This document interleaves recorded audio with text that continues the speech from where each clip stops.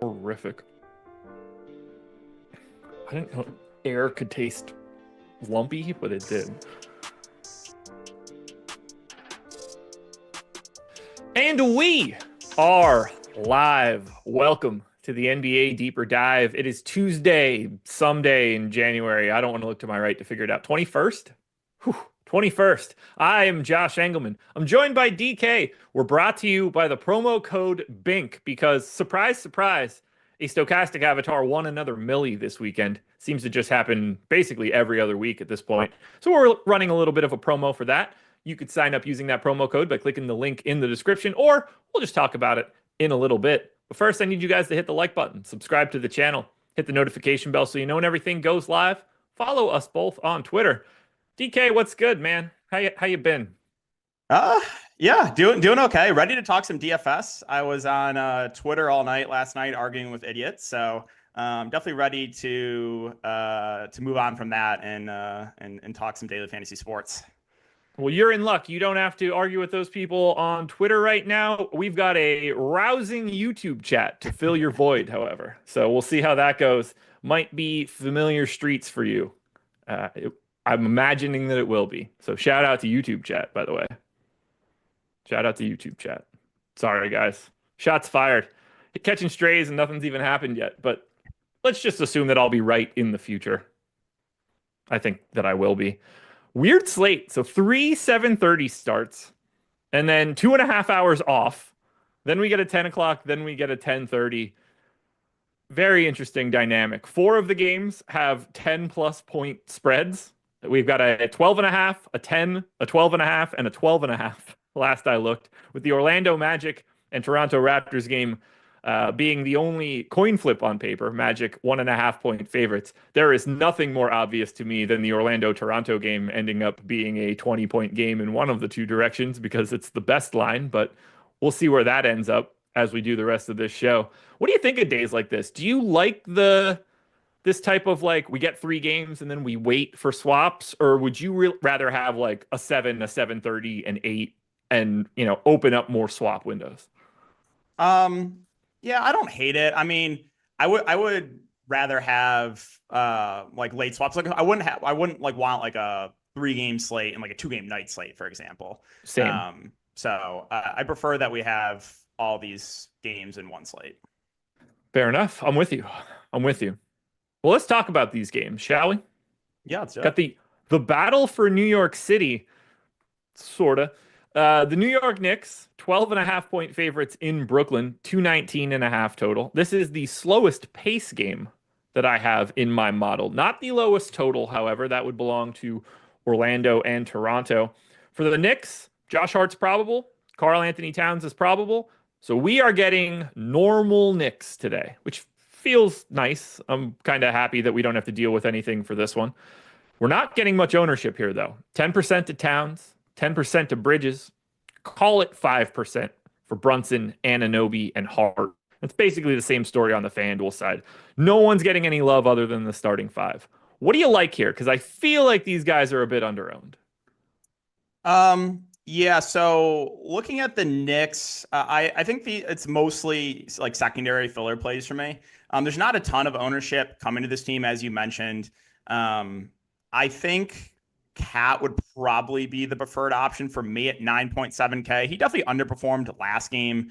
against Atlanta, had 36 fantasy points in 37 minutes. But when he avoids foul trouble, you're usually getting high 30s minutes for Karl Anthony Towns. On the season, he is 1.54 fantasy point per minute player. So I think he would probably be the preferred option for me. Issue is, relatively high opportunity costs on the slate with the center position, right? We have Nikola Jokic.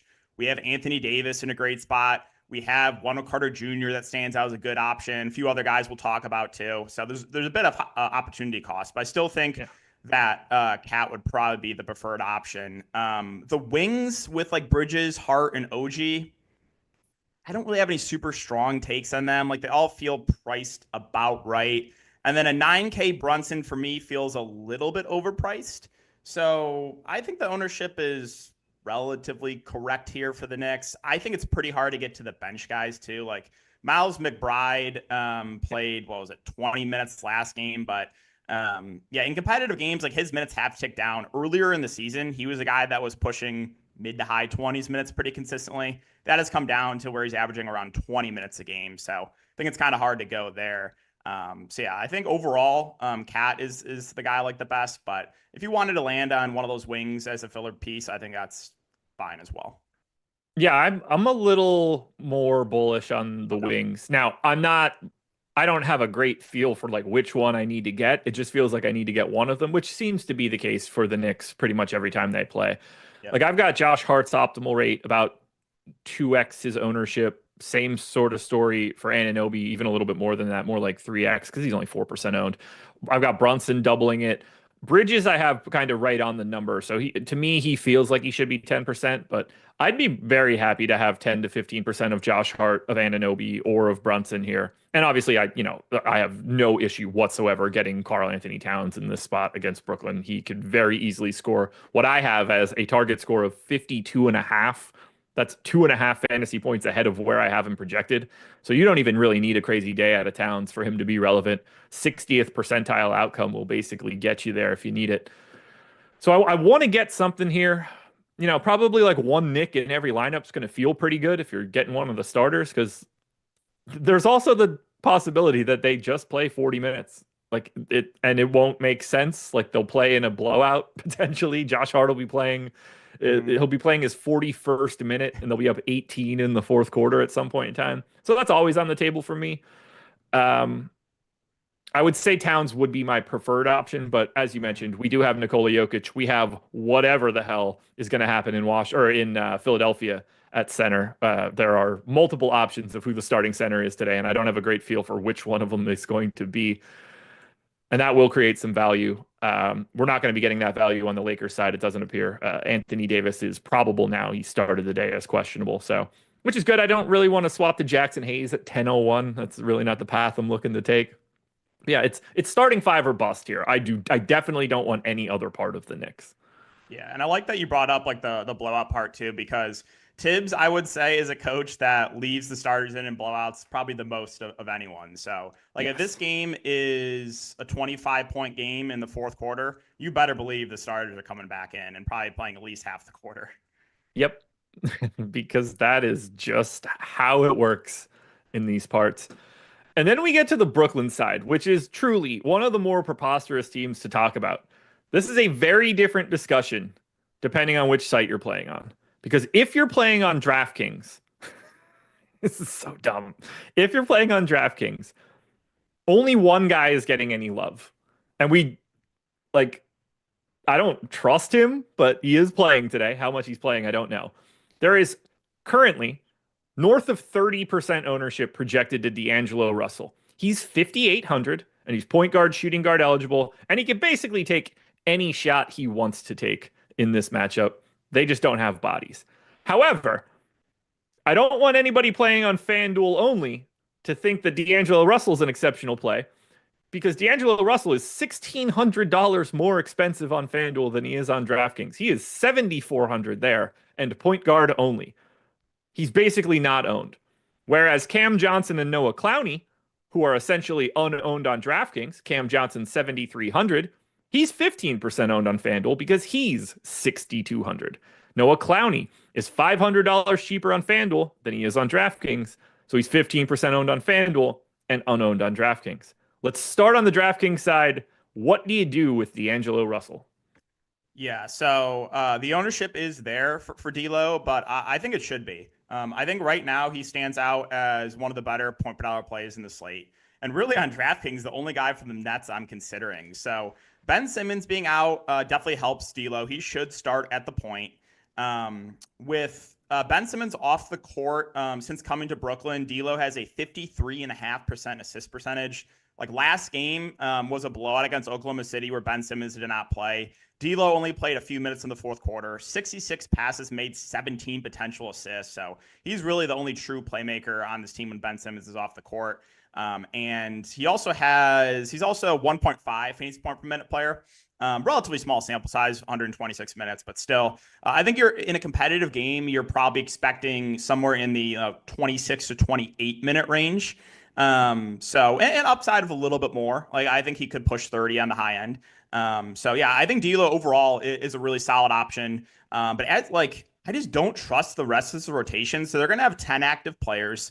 I don't know if we'll see Reese Beekman unless the game blows out. So I think probably 9-man rotation, but I think they're just going to like spread out the minutes. That's kind of what Brooklyn's been doing. Like Cam Johnson is 7.3K. If he was cheaper, I would have some interest in him. But right now, like he's only playing, high 20s minutes or so in competitive games. So it's like really hard to go to him there. The big man rotation of like Claxton and Day'Ron Sharp and Noah Clowney doesn't really stand out. All of them seem priced about right. So there's not much else. Like a lot of these Nets are still priced up from when they were extremely shorthanded. So at least on DraftKings, it's D'Lo and that's really it. Like I'm not considering anyone else. I don't think you can. It'd be anybody that shows up is probably going to be like 5%er at best. Some random lineup gets you Cam Johnson, some random lineup gets you Nick Claxton maybe, but none of it feels good. On the FanDuel side, I'm fine with getting Cam Johnson because of that price. I'm fine with getting Noah Clowney because of that price. I'm definitely not excited to get D'Angelo Russell at 7,400, but at the very least, he's a contrarian option at 3% owned. But it's just really hard to prioritize this Brooklyn team here. I'm assuming they have the lowest implied total of any team. It's a pace down spot for both teams. These guys are both slow. I have Brooklyn losing 2 possessions. I have Knicks losing 2.7. It's just a pretty unappealing game on the Brooklyn side. They don't have much talent. They don't play tons of minutes. They're rarely in competitive games at this point. Looks good on the Knicks side, though. Oh, man. Battle for New York is not that appealing, is it? No. I can't say I want to watch this game. No. I also cannot say that I want to watch this game. Schedule for the rest of the day, folks. I can give you that if you guys hit the like button right now, which will help us out. There's 1,200 of you here, 100 likes. Feels like we can get to 200 by the time I finish this little talk because it's very easy. We have NBA Live before lock coming up next. That's going to be from 6:30 to 7:30. And then that's it. No playback tonight, but tomorrow. Tomorrow is the time you want to be on playback. We can't, for playback today, all these games lock at 7:30. We're not going to have any news to react to. So it's just kind of not the same sort of day that we would want it to be. But tomorrow, we're going to be doing 2 hours of playback. Greg and I will start it for an hour.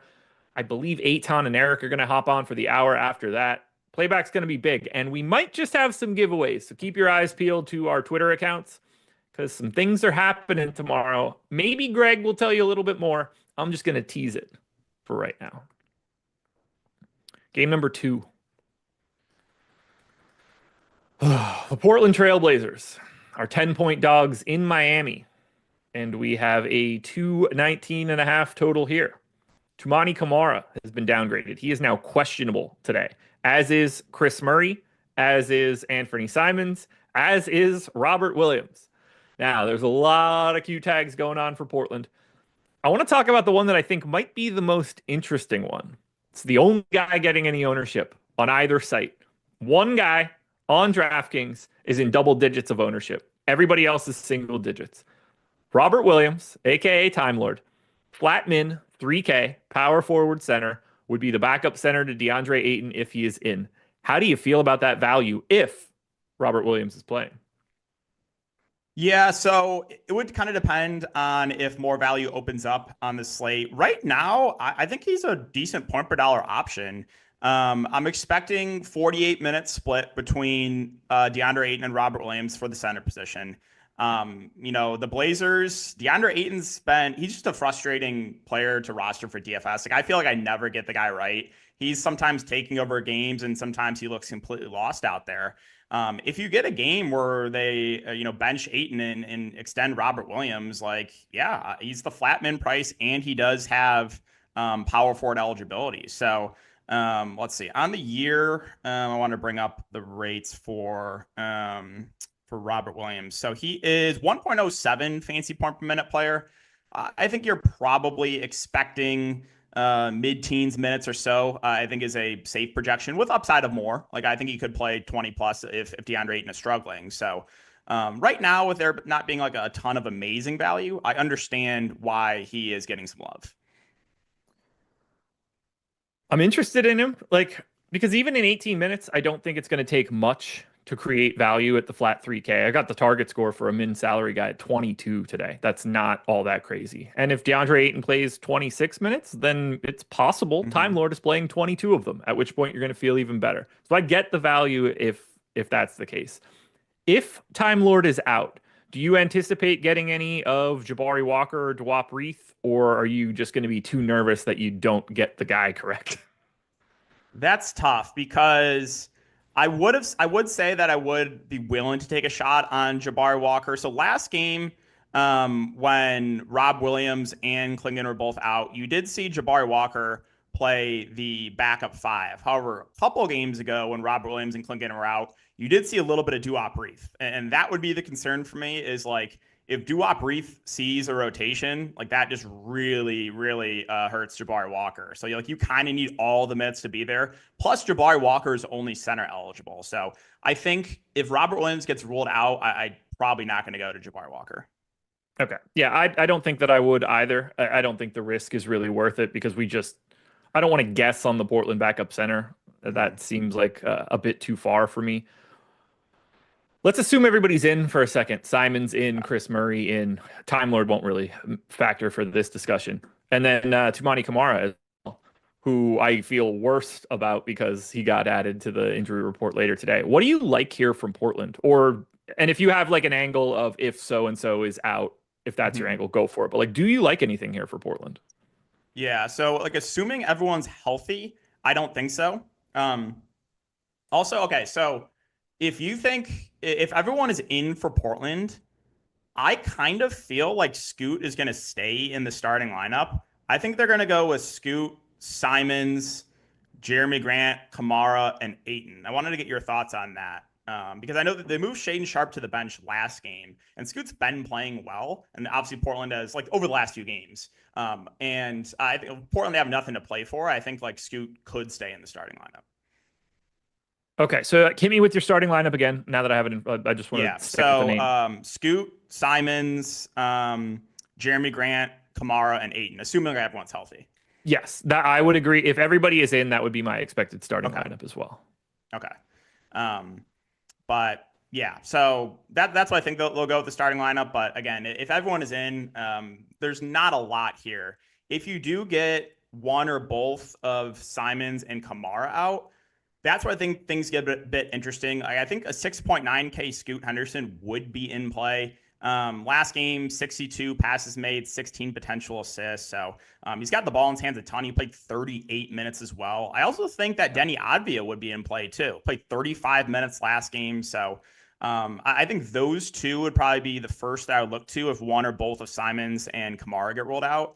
Shaden Sharp, I think, would still be viable as well. So he moved to the bench last game. He still played 33 minutes.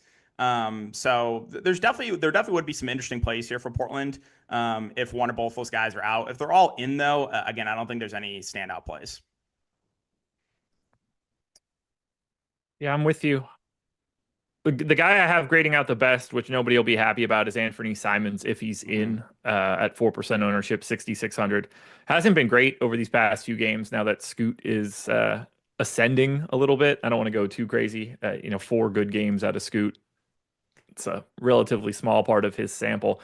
If Simons is out, I'm guessing we just both think that Sharp just takes that spot and we move forward pretty easily. Nothing weird. if Simon, well, last game they started Denny, right?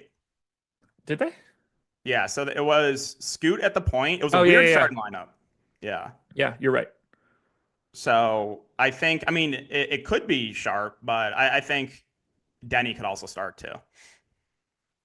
Okay, let's say Simons is out and Denny is the starter. How do you feel about him at 6,800? Now, I assume if we get no Simons, no Kamara, then it's Sharp and Denny very clearly.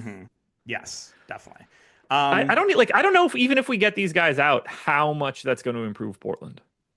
Yeah, I mean, I would feel a lot more comfortable with the minutes for Denny. Like over the last 3 games, 34, 37, 35 minutes. So like if he's starting, I do think that he was someone that I would have interested in for tournaments. I don't think the ownership would be insane on him either. So really the issue with Denny for most of the year is when they're healthy, the minutes have usually been in the like high 20s minute range. But when they're missing one or two pieces, Portland has given this guy mid to high 30s minutes pretty consistently. So tough team right now. Well, do you have an expectation on these current injury statuses?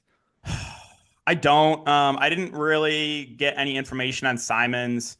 Kamara was a late ad due to an illness. Yeah, So usually a late ad, I kind of lean that they don't play. same. So that's where I'm at right now. Okay, we're on the same page there. So then I guess we could probably talk a little bit about Miami now. They also have a little bit of weirdness that got added to their injury report. Tyler Hero questionable, right groin tightness. They are in Miami though, so there are probably plenty of places that he can get that worked out prior to the game. Keyshawn Johnson is questionable. Otherwise, we've got the normal people available for Miami. We are getting 10% ownership into Tyler Hero. We're getting 20 to Duncan Robinson. And then we're getting 40 plus to Khalil Ware. And that is the discussion point for this one. So last time out for Miami, Ware came off the bench. They started Haywood Highsmith. And then they started playing Ware alongside Bam in the first half. And then they started Khalil Ware in the second half alongside Bam. And in the minutes they were playing alongside of each other, it went quite well. Are you expecting him to start? I'm gonna lean yes for now, but that's not a super confident yes. What about you? It feels like that's what they're doing, Yeah. right? Like, it kind of feels like they're going to do it.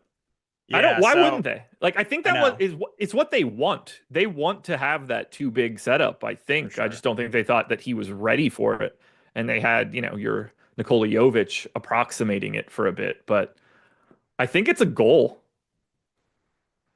which is Yeah.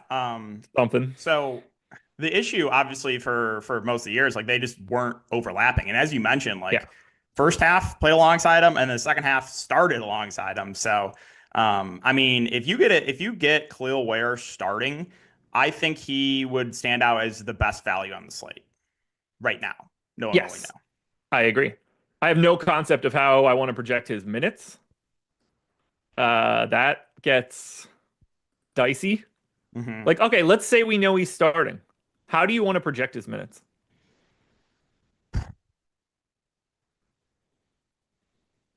I think I'd probably put him in like the mid 20s. What about Yeah, I've you? got him in for 24 right now. Okay. And I mean, he looks good. I don't think that he hmm looks 46% owned good, but he looks good. And if he starts, then you feel a lot better about him getting real minutes because he's going to play the backup. You would think he's going to play the backup center minutes, and they're not going to unearth Kevin Love in this scenario. But yeah, I mean, if he starts, upwards of 30 is in play at the very least. 28 probably feels like your best case scenario. 26 probably like the more likely number you're looking for. hmm But he looks awesome. Like he should be one of the more highly owned guys so long as he is available. Yep. And he's pretty good point per minute player as well. Like on the season, 1.13. Now, I don't know if he'll average that playing alongside Bam, but when he plays the five, for sure. Again, I don't think you would see Kevin Love. Like if he starts alongside Bam, I think they would just kind of have one of them play like a short stint and then sub back in later in the quarter or something. Yeah, So yeah, overall, again, I think you're probably expecting around 25 minutes, but as you mentioned, like if things go well, I think 30 plus is definitely on the table for him. crazy. What do you want to do with the rest of these Miami guys? How do you feel about 20% ownership to Duncan Robinson? Because that feels a tad high. Yeah, it does feel a little bit high. So last game, I mean, he did play 27 minutes and three quarters, and then never came back because of the blowout. Um, but I don't know. Like Miami's been a team where I don't really trust the minutes a lot of the times in these secondary guys. And Yeah. Duncan's not obviously as good of a point per minute player as Khalil Ware. So like if he comes out and struggles and is not making his shots, like they could very easily just go elsewhere. Yeah. Which is, I mean, certainly on the table. It's a great matchup for it. At least Portland blows. True. How do we hash through like Hero, Bam, and Butler? Are Jimmy Butler and Bam Adebayo just being ignored in this spot? Oh man, I don't think I can get to Jimmy Butler. So his usage has been just not there. I want to say it was like 17% usage in the two games that he's been back so far. So it's way down. He's 7,500. I know he's not getting much ownership, and it's a decent spot against Portland, but man, I still don't think I can go there. And then Bam, 7,800. I mean, even in competitive games, the minutes haven't been amazing for him. I think if Khalil Ware starts alongside of him, hurts him maybe a little bit. So I know there's not much ownership going to those two right now, but I still don't think I'm going to go there. Yeah, I don't get the sense I'd have much. If I was gonna get anything here, probably a little bit of Bam. Hmm. Because it kind of makes me feel if Ware's starting, it kind of makes me like Bam a little bit more. Like I'm expecting his rebound rate to go down a little bit, but he could also then play like 34 or 35 minutes at the five if they're willing to play True. those guys Yeah. alongside of each other. And then he just plays, they don't play Ware as much alone. It's just there's a lot of balls in the air here for Miami. And then we also could just talk about the fact that Tyler Hero might just not play. And then we really do get some value for this team. Yeah. If Hero doesn't play, do you think it's Rozier starting or do you think it's Hawkeyes? It's probably Rozier, right? That's what I would lean to. But I do think like they have started Hawkeyes before in a spot like this. So I think that's possible. But yeah, I would lean that Rozier would start too. Yeah, that makes more sense to me.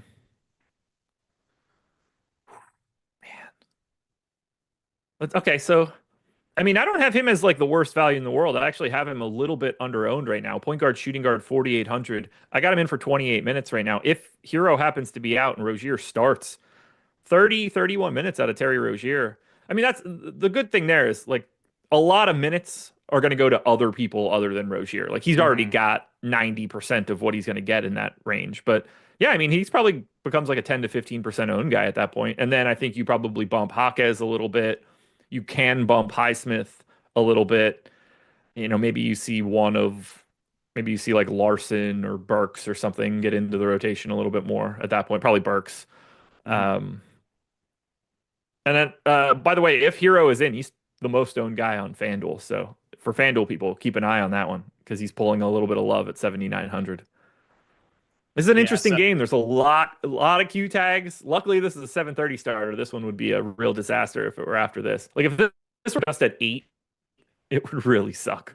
yeah, it would be a headache for sure. But yeah, like I think some of those again, if Hero doesn't play, you're just gonna have a lot more interest in the secondary pieces for Miami, like Rozier and Jovic and Jaquez. It'll be interesting to see what the ownership is. Like if Duncan Robinson's still getting like way more ownership than those guys, like I think I would just rather prefer the guys that are not getting as much ownership. So it'll be interesting to see what Yeah. happens there if Hero gets rolled out as far as ownership purposes go. Anything else you want to touch on for this game? No, I think ready to move on. Well, let us move on. And we will move on to the only game that isn't projected on paper to be a blowout.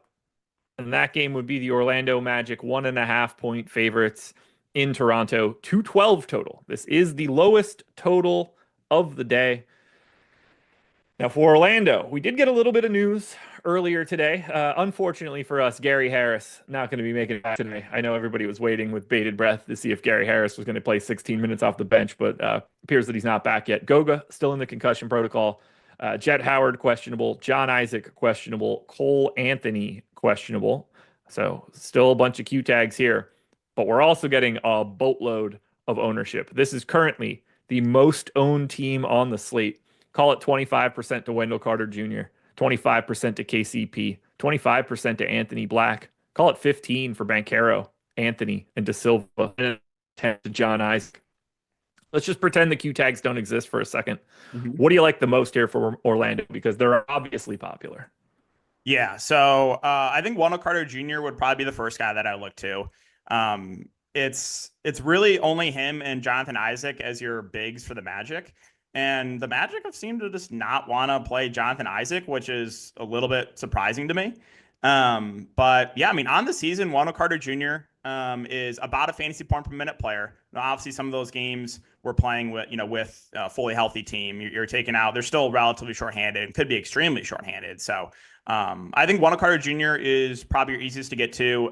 One thing to know, I mentioned this, I think the last stream too, is even if the game gets out of hand, like you have seen him close back-to-back blowouts. So, like, no matter what happens in the game, like the minutes are very, very secure for Wendell Carter Jr. The only way he's losing minutes is like foul trouble or injury.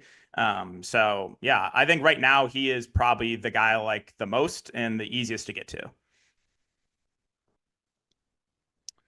I don't feel like I'm ever going to get this dude right. When I like him, everybody likes him. I don't have him. When I like him and nobody has him, he sucks. But I'm with you. To me, he looks awesome at 5,900. How do you feel about KCP being the highest owned Orlando Magic guy at flat 4K shooting guard only? I I mean, I don't love that. just to add to that, it might have a little bit.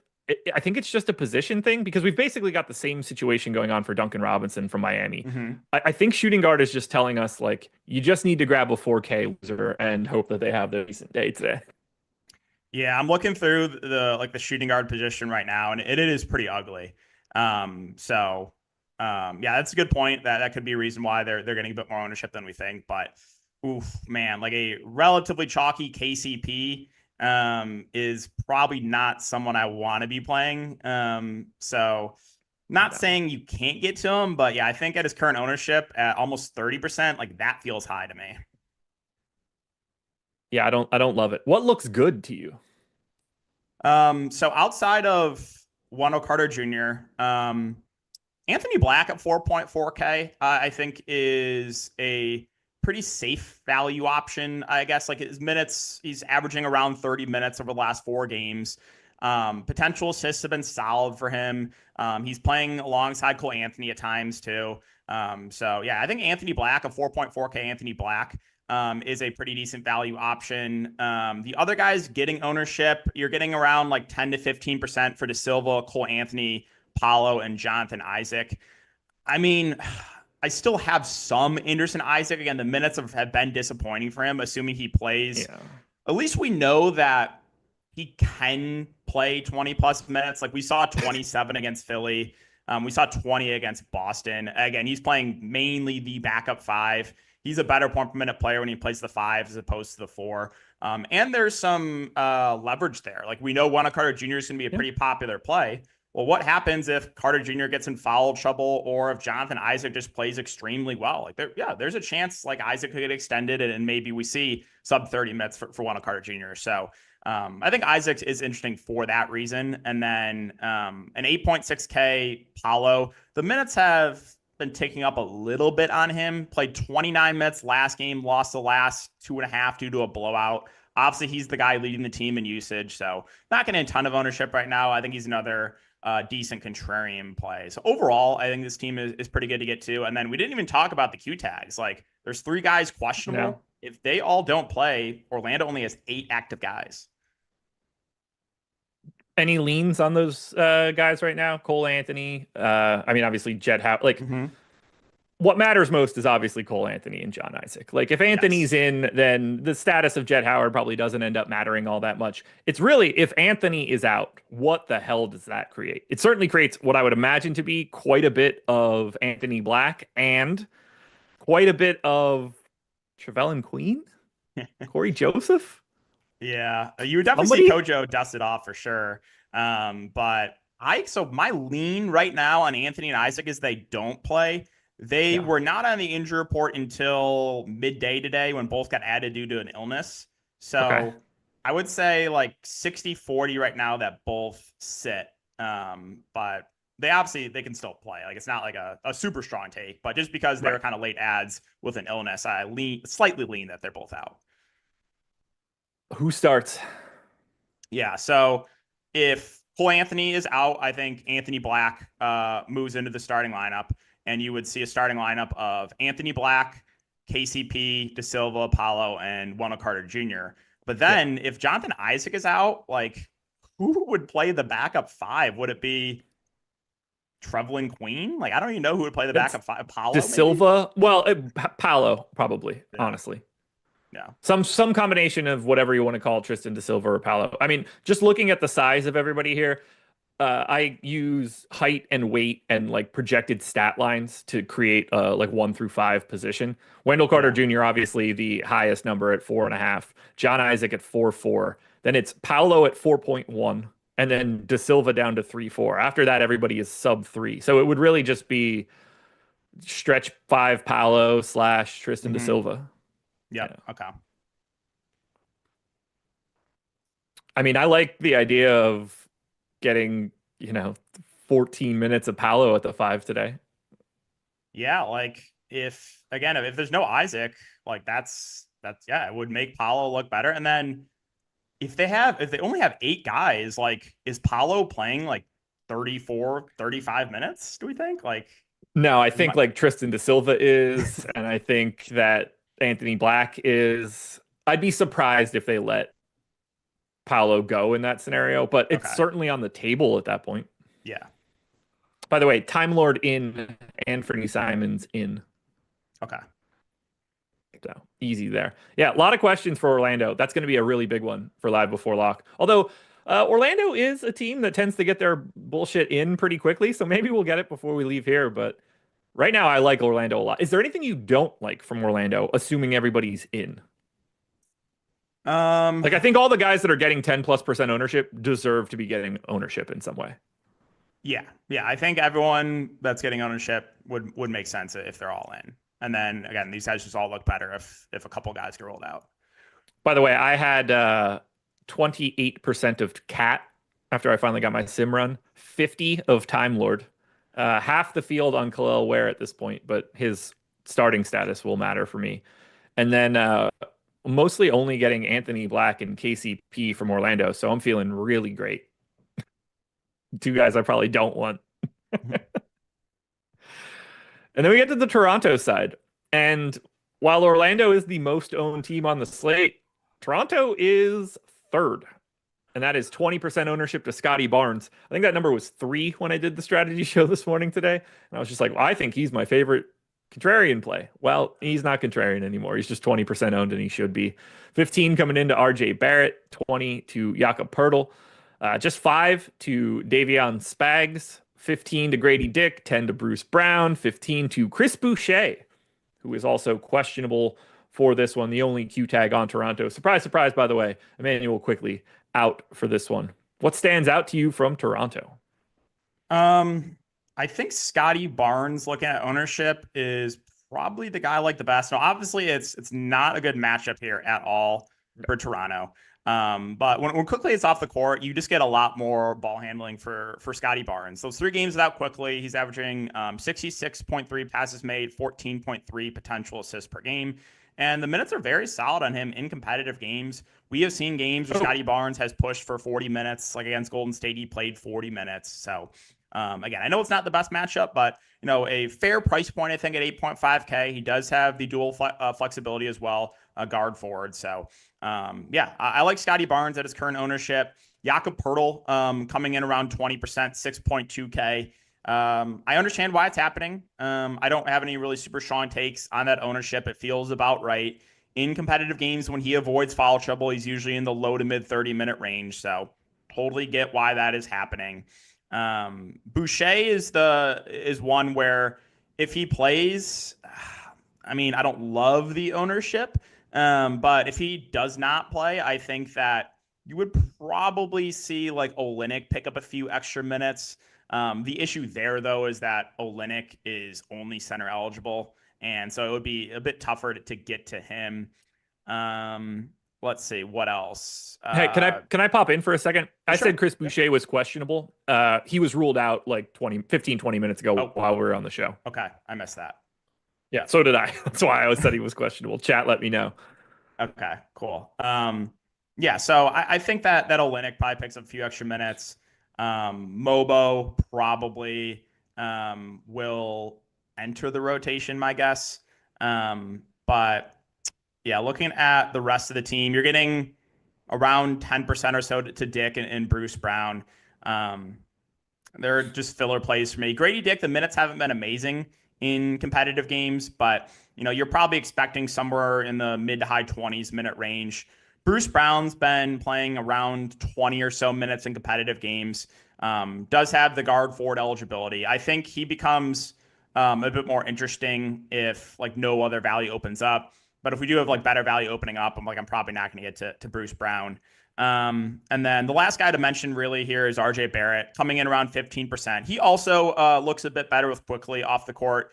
He does more ball handling as well. So those games without Quickly, 45.3 passes made, 10.3 potential assist. So I think he would be in play as well. I would rather get to Barnes, I think, over RJ Barrett at a relatively similar price point. But Barrett would still be in play too. So yeah, I don't think I would get to Davion Mitchell. I know he's been starting, but I don't think it's necessary to look to him at 3.7K. Right now, the two guys I have the most are Jakob Poeltl and Barnes. So at the very least, that's working the way that I would like it to.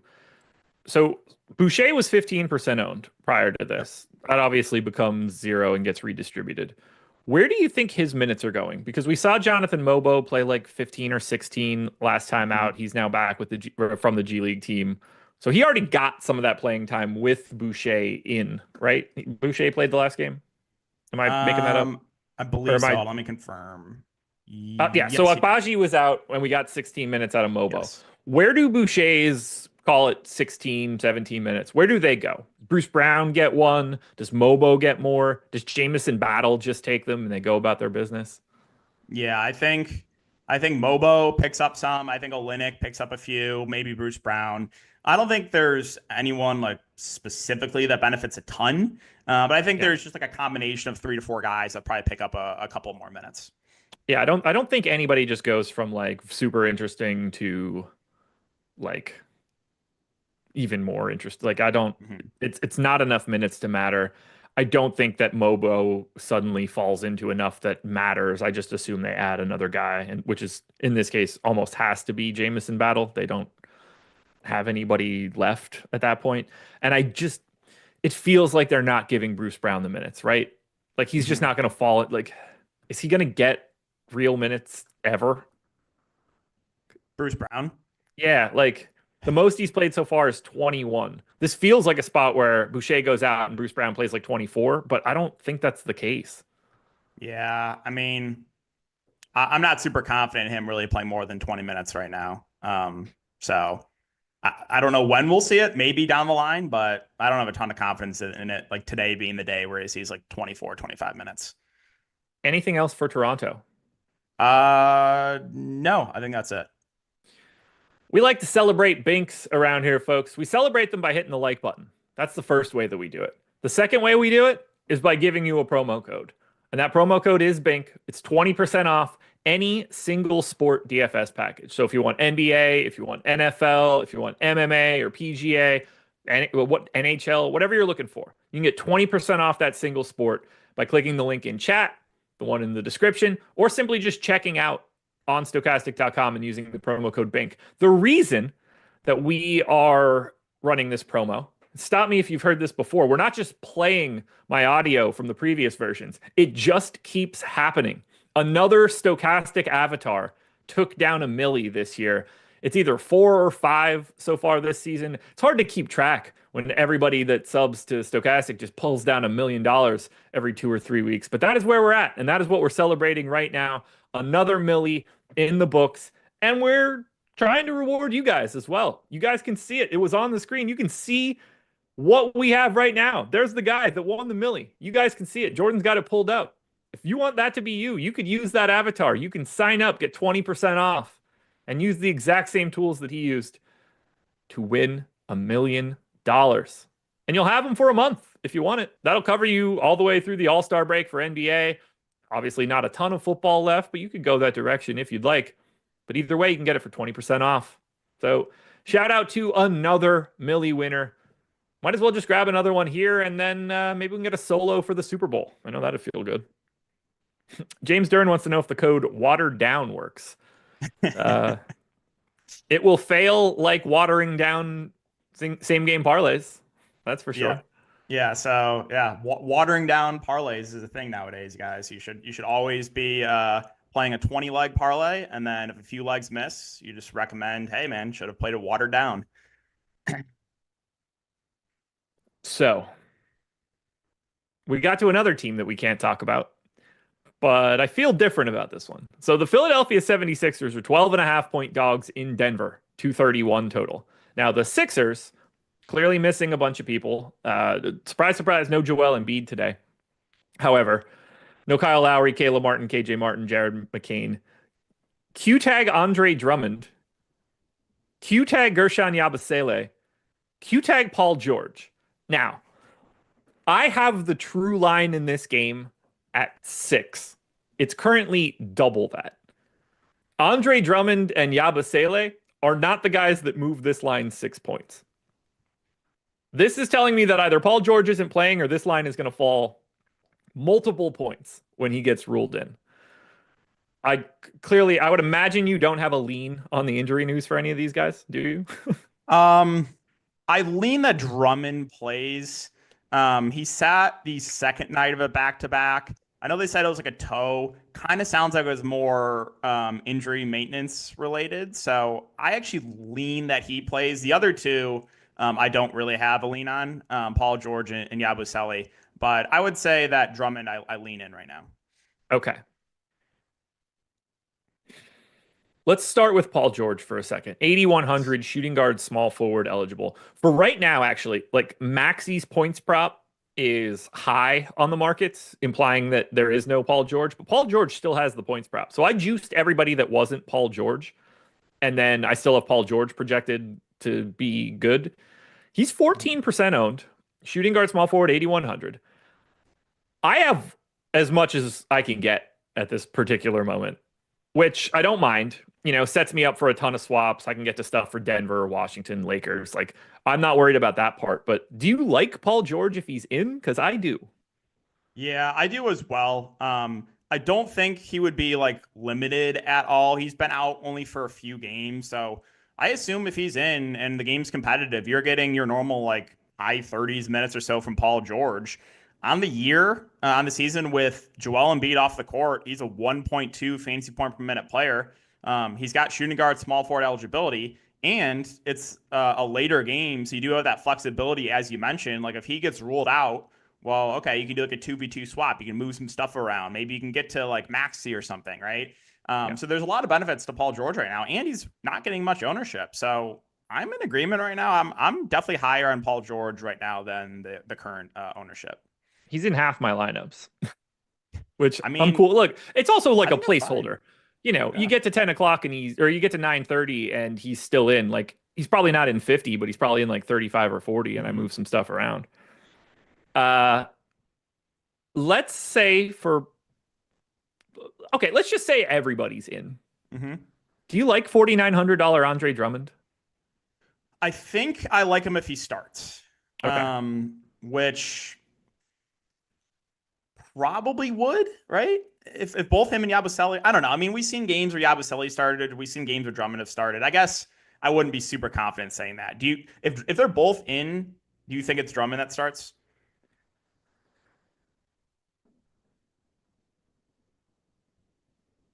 If feels like you do, right? You get a bigger body out there, and you just tell Drummond, like, look, you get 6 fouls today. Deal with Hmm. Jokic as much as you can. Play until you're in foul trouble. Come out. That makes Yeah. the most sense to me. I don't. Yeah. I'm not entirely sure having Eric Gordon in his place is better for Philly in this spot. I think I'd rather go double big. Okay. Um, Yeah. They've done that before too. yeah, but So that's also a different conversation as well. yeah. If Drummond's starting, I like him a lot at 4,900, which terrifies me because he hasn't been good. No, he hasn't been good. It tilted me last slate. Like I slammed Drummond starting and it went awful. He had 12 fantasy points in 26 minutes. But I mean on the year, he's still a 1.02 fantasy point per minute player. So like yeah, if he's starting, I think you're assuming no blowout or foul trouble. You're probably expecting like mid to high 20s minutes for him, which would make him firmly in play at that price point. Yeah, I gave him 24 minutes in this. I'm getting him in a bunch of shit because I mean, nobody's owned. Paul George is 14% on Right. DK. Everybody else is 5, essentially. What do you like for the rest of these guys? Do you like, because right now I'm 20% Maxi, 20% Ubre, 15 of Yabu, 50 of George, 50 of Drummond. Like, I'm just soaking up all of this, like, question marks of Philly. And I'm really happy about it, given the way this slate is set up. It'll at least give me the flexibility to move around when we get there. Yeah, yeah. No, again, I like having that flexibility. And like things could get very interesting, right? Because you have three questionable players. If they all do not play, then Philly would technically only have nine guys. And last game, when they only had nine guys, you did not even see Reggie Jackson play in the rotation. They ran an 8-man rotation. So, Yeah. like you could get some really good value for Philadelphia if all these guys get rolled out. And since this is a later game, they probably would be under owned too. Obviously, we need this news. Let's say Paul George is out. Hmm. Is Justin Edwards the guy or is Ricky Council the guy? I think for me, it'd be Ricky Council. Okay. Ricky Council started last game. I just think the ceiling is higher on him. I know he's a bit more expensive than Justin Edwards, but yeah, I think for me, Council would be the guy of those two. What happened in the game on the 15th where Edwards got 35 minutes? Because that was 40 plus out of George, 45 out of Maxi, 45 out of Ubre, 38 out of Yabu. That was a no Drummond game. And then Council played 7 that day. Right. That's I the one actually that I'm don't. looking at where I'm just like, hmm. Like, does it It's a good depend point. on who's in or out here? Yeah, Because that's a very good Edwards has point. actually been getting more minutes than you would expect. Last 5, 33, 22, 35, 35, 24. And two of those, the 24 and the 35, that had Paul George and Maxi and Ubre and Yabu all in for those. I'm interested in this dynamic here. Yeah, that's a very good point. So yeah, that does make me question Council a bit. That last game, like I don't think Council got injured that game. So like, why did he only play 7 minutes? That's weird. It seems Um, like Council's minutes are tied to Paul George, which I would have expected them to be for Edwards, mhm, but it's the opposite because the 2 games that Paul George played, you got 6 and 7 out of Council. The 3 that he didn't play, and one of them didn't have Maxi, but besides the point, 35, 36, 29. So, like if Paul George is out, I think the answer might actually just be both of them. mhm. Um, but I kind of feel more confident in Edwards than I do Council. Yeah. If you told me that both are playing similar minutes, then obviously I would prefer Council. Yeah, He's 0.85 fantasy point per yeah. minute. Edwards is 0.67. But yeah, I mean the minutes have been a bit more secure for Justin Edwards of late. And then, do you want to do anything with Eric Gordon? Does it even matter if you what this news ends up being, really? Other than like if he's not starting or something. Um, Not much interest to be honest. I think there's other values I would feel better about. I think if all three of the questionable players are out, then I'm considering Gordon more. But Yeah. like if they're all out, like I'm gonna go to Council first. I think I would probably want whoever starts the five a bit more. Um, Doughton, I think, would be a It's little gotta, bit interesting that has too. to be Bona, right? Yeah. Bona, so he only played 24 minutes. He fouled out. He would have played more that game too if he didn't foul out. So like he could be a potential play again if they both get ruled out. Dude, they are So throwing him into the deep end with lead boots.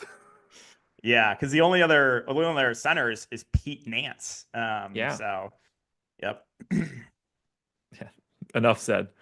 For the Denver side of this one, 20% ownership to Murray, 40 to Jokic, 10 to Porter, Brown, Strother, and about 20 to Russ. I got a bunch of this one too. I'm close to 2x the field on the whole game. Bunch of Strother, $3,300 shooting guard, small forward. Got a bunch of Westbrook right now. I've got 20 plus percent of Jokic. Got around 10 of Murray, Porter, and Brown.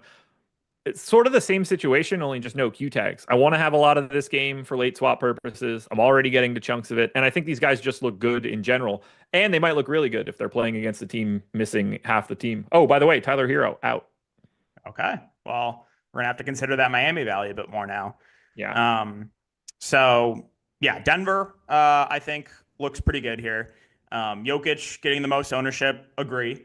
We are starting to get a little bit more value opening up, so I think it's a little bit easier to get to Jokic later game as well. So he does some flexibility. So yeah, Jokic, he looks great. Now, one thing to mention here with Denver is they've been involved with a lot of blowouts of late. The last 3 games have been blowouts. So Jokic has not played in the fourth quarter of the last 3 games. You also have seen like some of the other starters' minutes a bit limited. I think you mentioned it as well. Like Russell Westbrook minutes have been down a bit, but that's really just because of blowouts. Like he should play 30 plus minutes in competitive games. So I think the main guys for Denver all look pretty good. Jokic, Westbrook, and Murray. I do think Strother is going a little bit over-owned. Again, with there being a lot of blowouts, he's getting extended a little bit. And then I don't think I can get to like Aaron Gordon yet. Unless we get confirmation. I think eventually he's going to move back into the starting lineup. I don't think it's going to be today, though. Yeah. No, neither do I. They're in no rush right now. Things are clicking a little bit for Denver. I don't think they'll be doing that anytime soon. They got time. They got time. And look, the only way that the Nuggets have any chance to do anything is if Aaron Gordon can play like 36 minutes a night in the playoffs. So it'll get there eventually. But yeah, like any one of those main, 5 or 6 Nuggets guys to me all look pretty good. But I don't think we need to spend too much time explaining why Nikola Jokic is a good play. And slowly but surely, we're getting even more and more value for this slate. Final game, guys. Wizards and Lakers. 2,400 people in here, 300 likes. Let's get that number up over 400 before we end up with live before lock. Wizards are 12.5-point dogs in Los Angeles against the Lakers, 228 total. Outside of Malcolm Brogdon, the Wizards are at full strength, and we're getting really flat ownership from them too. Call it 10% to Koulibaly, Poole, Sarr, George, Joval, and then call it 15 for Kuzma, Carrington, and Kispert. I don't have a legitimate priority out of any of these guys. I would say that if I had to pick one, it would be Koulibaly. And it's not that I think he's great, just small forward sort of works at that spot. I like all of these individual pieces enough to have like 5 to 10% of them. I don't like anybody from Washington enough that I want to have a lot of them. Yeah, this is a team that I definitely like for tournaments. I don't think there's one specific player that stands out. Also, like they're kind of a hard team to figure out what they're going to do with the rotation every night. So 2 games ago, they ran an 8-man rotation, and we've actually seen that a decent amount from them in competitive games. Last game, they went to 10 guys. So like if you get a situation 2 games ago where they run an 8-man rotation like they did against Golden State, then like all these guys are going to look better. If you get the 10-man rotation in a competitive game like last game, where you see some Jared Butler minutes and Champagnie minutes in competitive game, then obviously they're not going to look as good. You mentioned Koulibaly being your favorite. He's 5.4K. I think he's a solid point per dollar option. You're getting Sarr and JV splitting the center minutes. Both those guys are fine for tournaments. JV's obviously the better point per minute player. If you get a game like last game where he picks up a few extra minutes, yeah, that ceiling is clearly there. I do think Jordan Poole is going a bit underowned. Now, he's another very frustrating roster for DFS. There are games where he can take over, and there are games where he can completely look lost. Last game, even in a competitive game, like he was not closing. But yeah, the ownership really isn't there, and it's a decent spot against the Lakers. So I think I'm a bit higher on Poole right now than the field. And then the group of like Bub Carrington, Kisper, Keyshawn George all look pretty similar to me. Tumani Kamara out. Okay, so Kamara out, Simons in. So my guess is just that Scoot stays in the starting lineup and Denny is starting. Yeah. Chris Right? Murray also out. Yeah, so it'd be Scoot, Simons, Grant, Denny, Ayton. Yep. Okay. No, Scoot Sharp. You said Simons, but just to correct you, Sharp over Simons, right? Oh no, wait. Simons over is. Sharp. Did we get the Simons? Simons Oh, is in, right? Simons is in. Yes. I'm so apologies. Let me do this so I'm not confusing. Simons in, Time Lord in, Kamara out, Murray out. Starters for Portland: Scoot, Simons, Denny, Grant, Ayton. Yes. And then Boom. yeah, Rob Williams back at 5, and then like Banton will play a bit more too. Yes. Sorry. I was all over the place for that one. Let's finish this off with the Lakers. AD was questionable earlier today. He is probable now. He's pulling 40% ownership. LeBron's at 30, and then Max Christie's at 10, and everybody's below that. I like LeBron more than I like AD here. I think the power forward spot's helping. So I'm half the field of AD. But if you remember from earlier, I also have like 30% of Cat. So I'm basically taking away some of that ownership from AD and giving it to Towns, and I'm totally cool with that.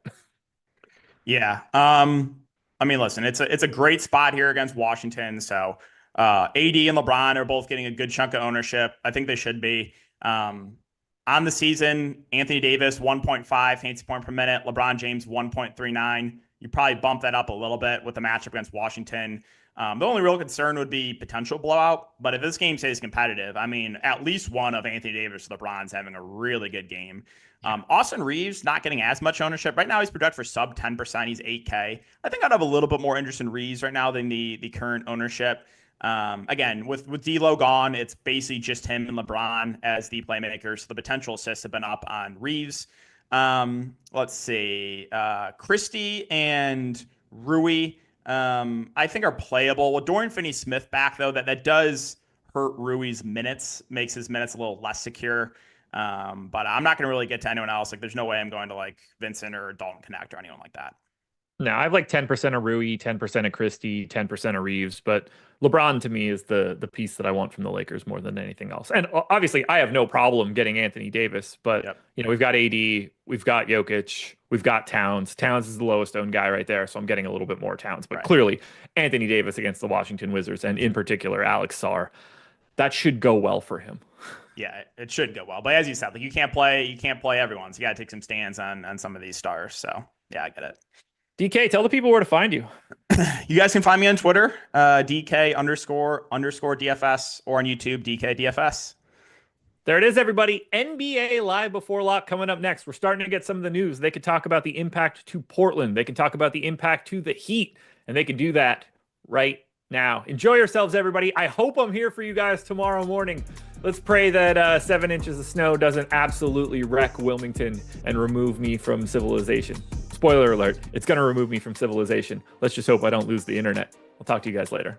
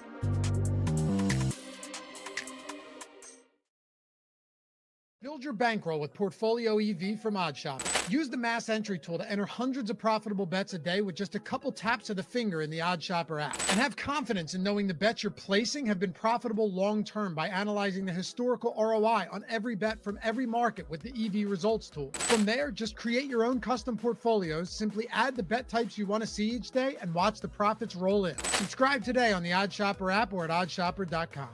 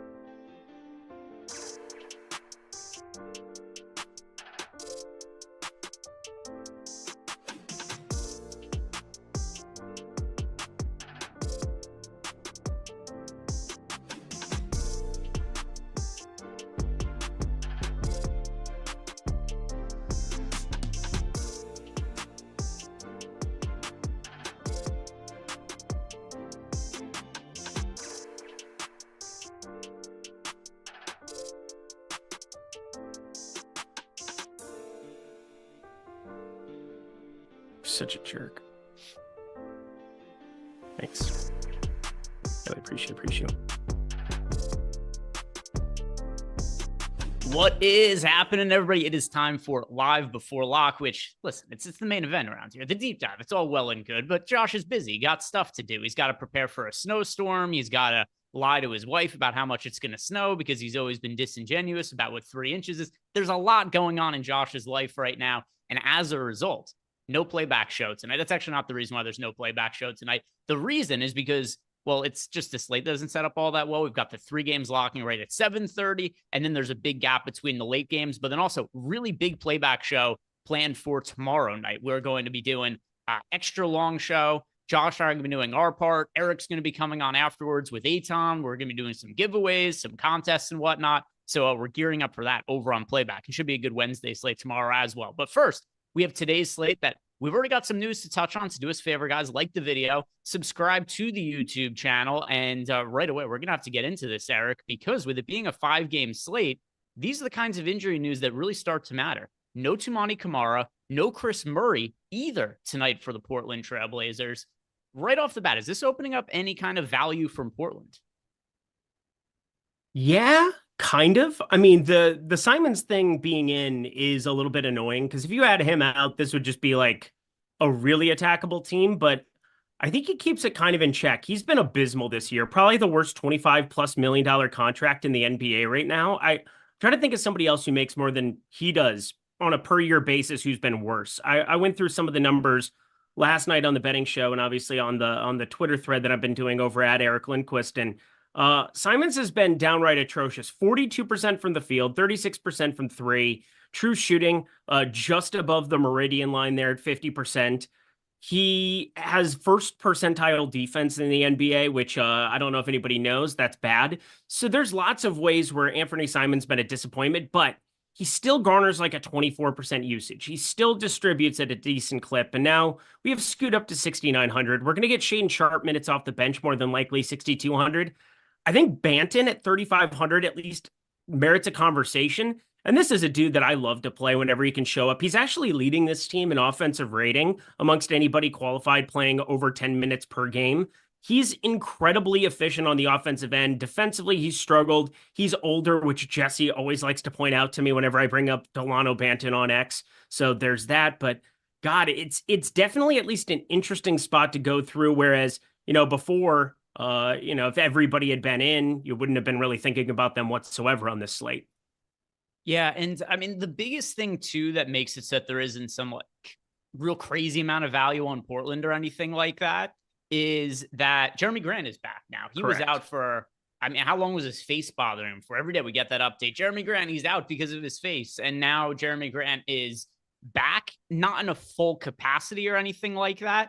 But if you look at Jeremy Grant, he's now back in the lineup. We saw him play 25 and 30 minutes over the course of the last couple of games. So I don't know, maybe I guess we could consider that a full role for him, 25 and 30 minutes. Not that I anticipate him going and playing like 38 or anything like that earlier in the year before getting hurt. That's what we were seeing him play. Actually, the game before he missed, what was it? Yeah, he missed nearly an entire month. He played 42 minutes the game before that he ended up getting hurt. So maybe he's not ramped up quite to those levels of playing time, but it's still enough playing time for Jeremy Grant to the point where he's somebody who, with Kamara out, he's taking on kind of a normal starter role. And with him being what is his price point, Jeremy Grant, $5,100. Yeah, I guess we can make a case for Jeremy Grant being playable at $5,100, but I don't see any cheap value that opens up from Portland unless there's somebody that I'm just really missing out on. Robert Williams, we're going to at least have a conversation about.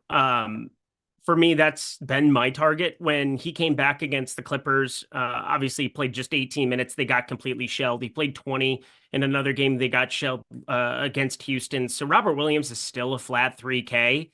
And if you're going to get 18, 20 minutes of him and having him get more of the backup five work than like a Jabari Walker will, even though Jabari Walker's been sharing the floor a little bit here, he did play on the 19th, whereas Robert Williams was out for that one. I mean, there's at least a case to be made for like trying to take a shot on him because of how good of a fantasy point per minute guy he is, but it's a terrible matchup against Miami. And we have a guy on Miami with power forward eligibility that if he starts is like an absolute smash in Khalil Ware, which, is a guy that I brought up a couple of weeks ago because I just really thought he looked awesome. He dismantled the Clippers in a little bit of his time that he was out on the floor. Mo Bamba had nothing for him in the backup role, and then they kept him out on the floor, and now he's sharing the floor with Bam. That was kind of a wild run out there for him. So Khalil Ware, considering he's got the power forward center eligibility, I'm not sure how much Robert Williams I'll get to. Obviously, you can play both, but Robert Williams, still somebody who'll probably trickle in on a 5-game slate for me. Yeah, I don't have any issues with Robert Williams. It's more so like his role doesn't change for me with Kamara being out, just because it's still to me like Ayton plays his part of the center minutes, Robert Williams plays his part of the center minutes, and I don't think they're going to share the court together. So I don't think Kamara meaningfully improves Robert Williams in any kind of way. In our last projection run, we had Robert Williams in for 16 fantasy points. I don't think that that's going to really change all that much. Maybe it goes up by a fantasy point or something like that. But as far as new value from Portland, nothing's really going to change there. When we do have the projections updated for the Portland Trailblazers, which I assume is going to be in the next minute or so, we'll throw those up on screen. But you bring up a good point about the other side of this game, Eric. We got the Kryptonian himself, Khalil Ware. He's currently expected to be the chalk of the slate. And last I looked, what do we have him projected for? Like 50% ownership? Yeah. See, what is the most recent number? Ownership 42%. on Khalil Ware, we got him at 45%. projected ownership over on DraftKings. On FanDuel, he's been priced all the way up to $5,400, and he's only center eligible. So he's only 5% on FanDuel. He's a much more important piece to the DraftKings slate. What do you make of him as a chalk play? Obviously, the starting lineup here could dictate some things, but relative to his current ownership, what do you make of Khalil Ware as a tournament option? Yeah, I assume he starts, and that's going to make him really, really appealing with, another guy in Tyler Hero who's been leading this team in usage all season long. We know how much he's a willing participant in the shooting department. Feel like I haven't said that all season long. I was due. So there's that. He definitely, with Tyler Hero out, will lead to some usage. Maybe not so for Jimmy Butler. I mean, your arch nemesis, boy, oh boy, is he trying to become viable today. And it is so disturbing, as I update stuff and it's like, man, I'm really going to play like no Jimmy Butler here because he could just decide today's the day he's going to try, which is such a dumb thing to say about an NBA player because you kind of assume that they're going to be out there trying every single time they're there. But if you watch the games, he's shooting one-footed threes. Sometimes he's just letting wide open looks pass him by, takes like 15 and then 7 shots. There's a lot of unpredictability to Jimmy Butler right now, but there's no unpredictability to Khalil Ware if he's in the starting lineup. We saw him start alongside Bam. He ended up eating up a lot of usage, 19 shot attempts there against the Spurs in a pretty hefty win. Looked a lot better offensively than anything you've seen ever from Haywood Highsmith. So I think it's a pretty good chance that we get a starting nod from him again. And that's going to create an opportunity to get to him at 4,200 where he's the best value play of the entire slate. We did get a question here from, and I agree with you, as of right now, he's the player I get the most exposure to and going to be rerunning stuff when we get the update, which just came. And if he doesn't start, he'll still be somebody I want to get to. So don't get me wrong. Like they've shown less of a propensity to roll things over with Butler back to like any kind of Jaime Jaquez. He's been pretty bad defensively. He's gotten benched in recent games where you had Butler out because, Spo was losing his mind about his defense. And, I'm specifically thinking of a couple of these recent West Coast games that I was watching out here where, Jaime Jaquez against the Lakers ends up getting benched there in crunch time and didn't end up closing out that game when you kind of expected it. And Khalil Ware's just been good. Like there's a lot of ways where Khalil Ware probably gets to play through some of his issues and they get to find out what they really have with him. So even if he's coming off the bench, I think he'll be viable, but obviously he is a major priority if he is starting.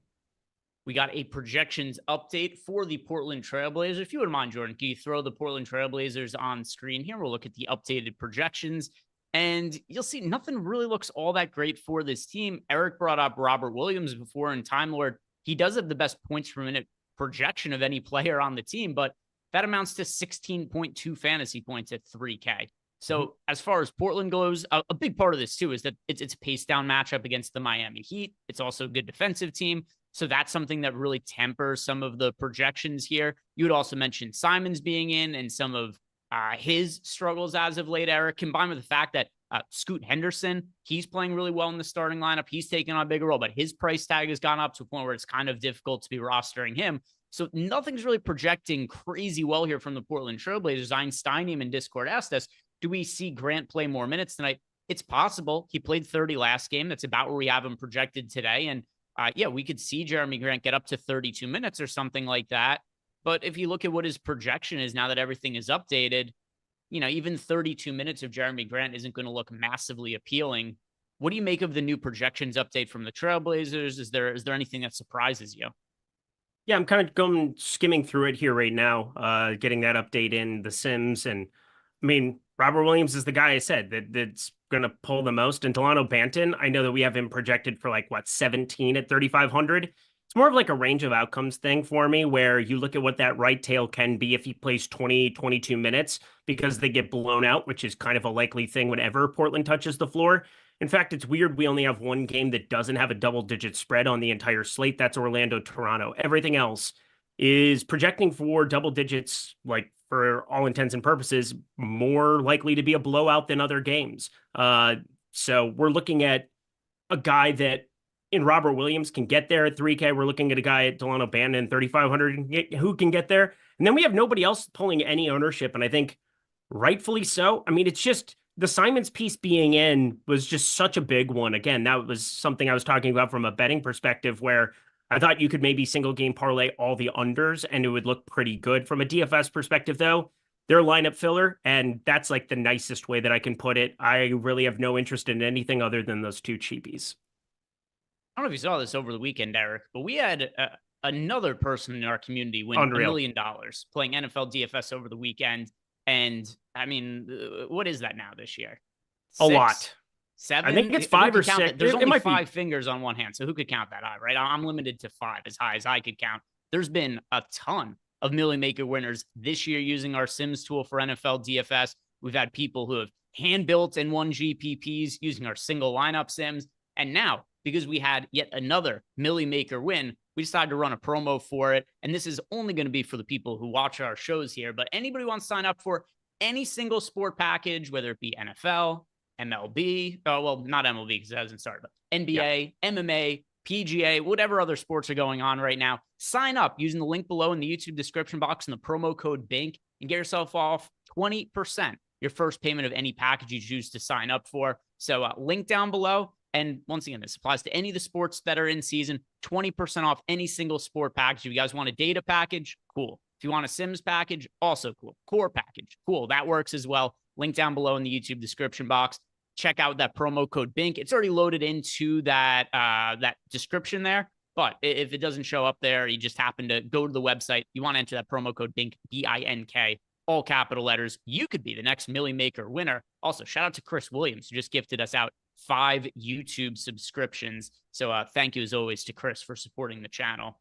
Getting back to tonight's slate, Eric, we did go over that Khalil Ware is the player who's currently projected to have the most ownership on the entire slate. And a big part of this is also that it's a 5-game slate. It's kind of hard to find value. And by the way, updated ownership projections, Ware is now at 53% ownership, Eric, as the most popular value option by a mile. We've got 2 popular spend-up options as well on DraftKings. Then we'll look at FanDuel afterwards as far as some of the chalk goes there. We've got Anthony Davis, 40.6% as the most popular spend-up option. Just behind him, Nikola Jokic, 38.1%. For yourself, who is your preferred spend-up tonight? It's going to be Jokic. I mean, the thing is, he's 12K.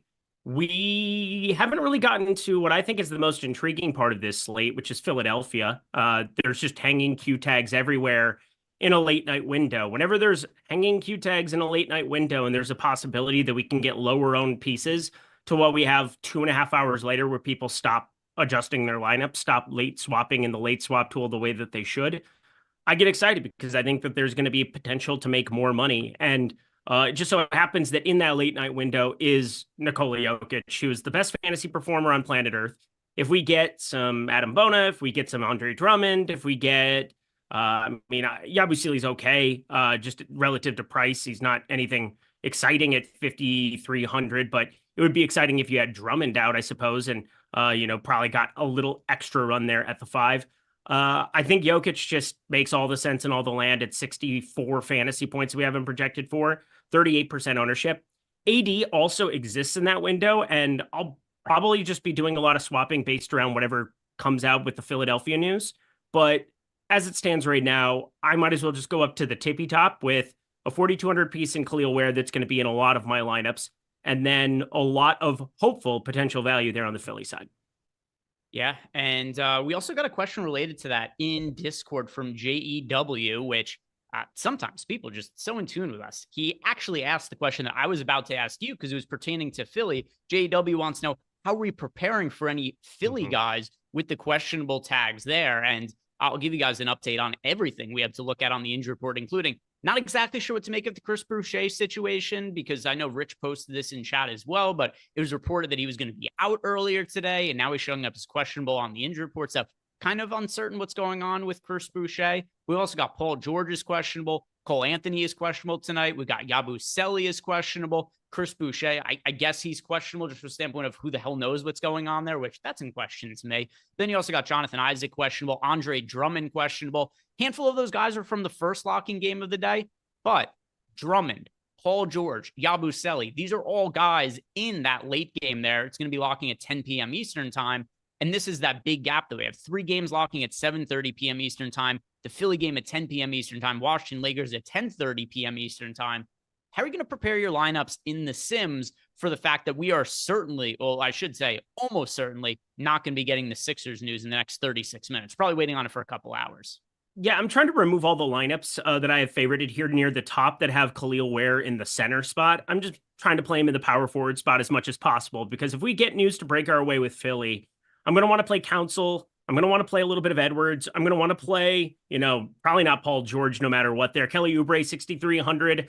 As gross as it is, we're going to be talking potentially about a 3,800 Eric Gordon. His usage has been so low. But if you get Paul George and Yabusele out, there's that. And then the main two, I think, is just center guys. We got Drummond and we've got Bona, where I think both of them just make sense as guys to have center spots available to you. And so make sure you have Khalil Ware when you're going through the Sims. Make sure that, if you're playing 150, you can mix and match. You shouldn't be in too much of an issue there. I'm playing 25 lineups today. I feel like it's pretty easy for me to just kind of go through and favorite and make sure all of those top lineups in Sim ROI have Khalil Ware in that power forward spot, just because center is extremely valuable. If you get Drummond out, if you get Yabusele out, you're going to want to play some 4,100 Bona, I think. And I think you also want to have Drummond, if he ends up playing. You're going to want to get to Anthony Davis and Nikola Jokic in terms of ceiling at center and utility. So for me, the main thing that I'm doing is I am giving a tiny bit of a boost to some of those Philly pieces just to get to a little bit more than the field of them and have them look a little bit better, because I know how good they would look in post-contest Sim ROI numbers. And then I'm making sure Khalil Ware is in that power forward spot. And then the other thing related to the 76ers that I think also warrants some discussion here is, what if Paul George plays? What if Yabusele plays? Are these guys that we're going to be interested in rostering for today? Would you want to play a Paul George at his price tag? Yabusele, yes. Paul George, probably less likely to, purely because of, he's okay. Right now, we've got him about efficiently owned at 16.5%. I think that is fine. Once again, he's somebody that can fit into a couple of lineups. Shooting guard, small forward eligibility, the best eligibility you can have.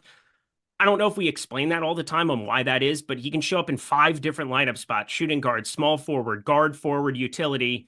And that's just more paths for him to end up optimal. So Paul George can be one of those pieces where if he has a 50, 55 point game, you kind of need to have him. But I think with Tyrese Maxey on the floor, up against the Nuggets team that is starting to figure it out to some extent, some of the blowout concerns we have, again, 4 games of the 5 that are double-digit spreads. Not that I'm just going to be playing Orlando, Toronto just because it's supposed to be competitive, but we play a pricing game, and with Tyrese Maxey on the floor, it's still hard for me to look at Paul George in a game that is expected to look a little bit lopsided and say, yeah, I need to make him like a priority in my lineups at lower ownership. He's about appropriately owned as is right now. Maybe the Q tag shies some people away and gets them onto something else, but I very highly doubt it. We've got a question here from Jaw1224, and he wants to know, in a single entry GPP, how many roster spots am I comfortable locking up with the guys from the 7:30 games? You could do it. Let me think about that, because like 6 of 8, maybe. I'm like the maximum number. You could play somebody in every single spot, and if a game goes to overtime and you're very heavy on, like, I don't know. Portland, Miami would be a weird one to quote unquote stack, but like Miami has Khalil Ware, Duncan Robinson, Terry Rozier. Those are 3 players that in the Sims tool are just popping up in a lot of my lineups. You're probably going to want to make way. We got the Anthony Davis news really, really early today, which made this slate a lot more playable in my opinion, because it would have been really hard to do with Anthony Davis questionable. I guess it would add a little bit of uncertainty, and maybe you'd get an under-owned LeBron James, but LeBron already looks decent to me as well at 9,800. Not exactly shying away from him at around 30% ownership on a 5-game slate. I would say 6, 7 you could play realistically. I probably wouldn't want to use every single lineup spot, because you have Davis, Jokic, and potential of extra value at the center position based on Philly, but I'd be pretty comfortable having 6, 7 locked up. Yeah, it's always hard on these small slates, especially when 3 are starting right at lock, because there are enough good options early, especially like you mentioned, Miami. These are my most rostered players in the Sims, primarily are still coming from, at least the cheaper options come from the early. The more expensive options come from late. So I'm going to have some flexibility just because of me having guys like, Anthony Davis and Nikola Jokic right now taking up lineup spots. But with that said, I don't want to make it so like I'm forcing myself to only roster 2 players from the early games and hoping for late news, just because you are going to have some difficulty building actually decent lineups doing that. So I have no problem using 5-6 lineup spots in the early spots for a single entry if you're hand building a lineup there, Jaw. Cole Anthony out, Jonathan Isaac in, and now let's get the Jet Howard news. That should be the last one that comes in here. Let's see. Yeah. Well, we're gonna have to update everything for this Jet Howard out anyway, but yeah, Jet Howard also out. So Cole Anthony's out, Jonathan Isaac is in. And then we've also Gary Harris also remains out doubtful for the Orlando Magic. But most is it? Are you a Trevlin Queen, Greg? Sorry, could you repeat that, Eric? No, I'm kidding. Are you a Trevlin Queen? I've been known as one. I used to be my role in the circus. I was born a Trevlin Queen. My act. And Beautiful. We went city to city as a traveling queen. It was a one-man act. Anthony Black should start. I do think that we're in a situation now where we actually do have to discuss him as a DFS option because of the fact that we got all these guys who are out from the Orlando Magic when there already are other players also out for Orlando. Because if you look at the situation for the Magic tonight, not only do we have all of these guys that were just listed out, but on top of this, we know Franz Wagner's out, Jalen Suggs, he's been out, Goga Batadze, he's also been out. So what do we have for active players tonight? 8. They are an 8 team. They are going to be. Is that it? Oh, very interesting. Yeah, I count 8 because let me double check. McClung is, I think, with G League. Yep, he's with the G League. So we got Trevlin Queen, Corey Joseph, and Caleb Houston. And I'm expecting off the bench. Starting 5, I expect Anthony Black, Contavious Caldwell-Pope, Tristan Da Silva, Paulo Banchero, Wendell Carter Jr. Oh boy, we are probably going to get to more Magic than we are comfortable with. Yeah, I think another part of this too. How many minutes can Paulo Banchero play? What do you think is just the upside for his playing time? What could he possibly handle? I would be uncomfortable projecting him for more than 33 minutes in any scenario. I would say, I have him for 30 today. What do you have him for? Well, I don't know. I'm just talking through because we just got this news. Like, I know. I would say the tippy top is like 33. So what's weird about his playing time is it hasn't really gone up since coming back from injury. It just kind of remains static. They also got to play 30 minutes since coming back from his long layoff. But his first game back, he played 26.5 minutes, which is, it's not a massive amount. But when he plays 26.5 minutes, his first game back from, what was it? Like a 3-month layoff, you'd be thinking, all right, 26.5 minutes in game 1, surely he's going to be quickly elevated to 30 plus minutes. He goes from 26.5 minutes to 27 minutes to 26 minutes, to 29 minutes to 29 minutes. I guess they'll just be kind of forced to extend him a little bit today, but I still think they're going to proceed with caution. I don't think we are getting like 35 minutes out of Paulo Banchero or anything like that. And I think that's kind of what you're alluding to as well. Yeah, so it's also good to have friends because my friends always like to troll me in a group chat. Whenever I'm on shows, they pull it up and they like clip me and they said, "Nice job counting to 9, Eric." And I was like, "What are you talking about?" There are 9 active bodies for Orlando today, and thank God YouTube chat didn't throw it in there. I'd have to read that and just be angry. But Jonathan Isaac creates 9. Trevlin Queen, Corey Joseph, Jonathan Isaac, Caleb Houston. Those are your available bodies. I'm assuming we get backup center minutes in some capacity for Jonathan Isaac. He can also play the 4 if need be and share the floor with Wendell Carter. We saw that against Cleveland, which was a much bigger team last season in the postseason than what we're looking at with Toronto on the other side of this one. But with 9 active bodies, it's still very, very thin. I doubt they want to dust off a lot of minutes for Corey Joseph or Caleb Houston in any capacity.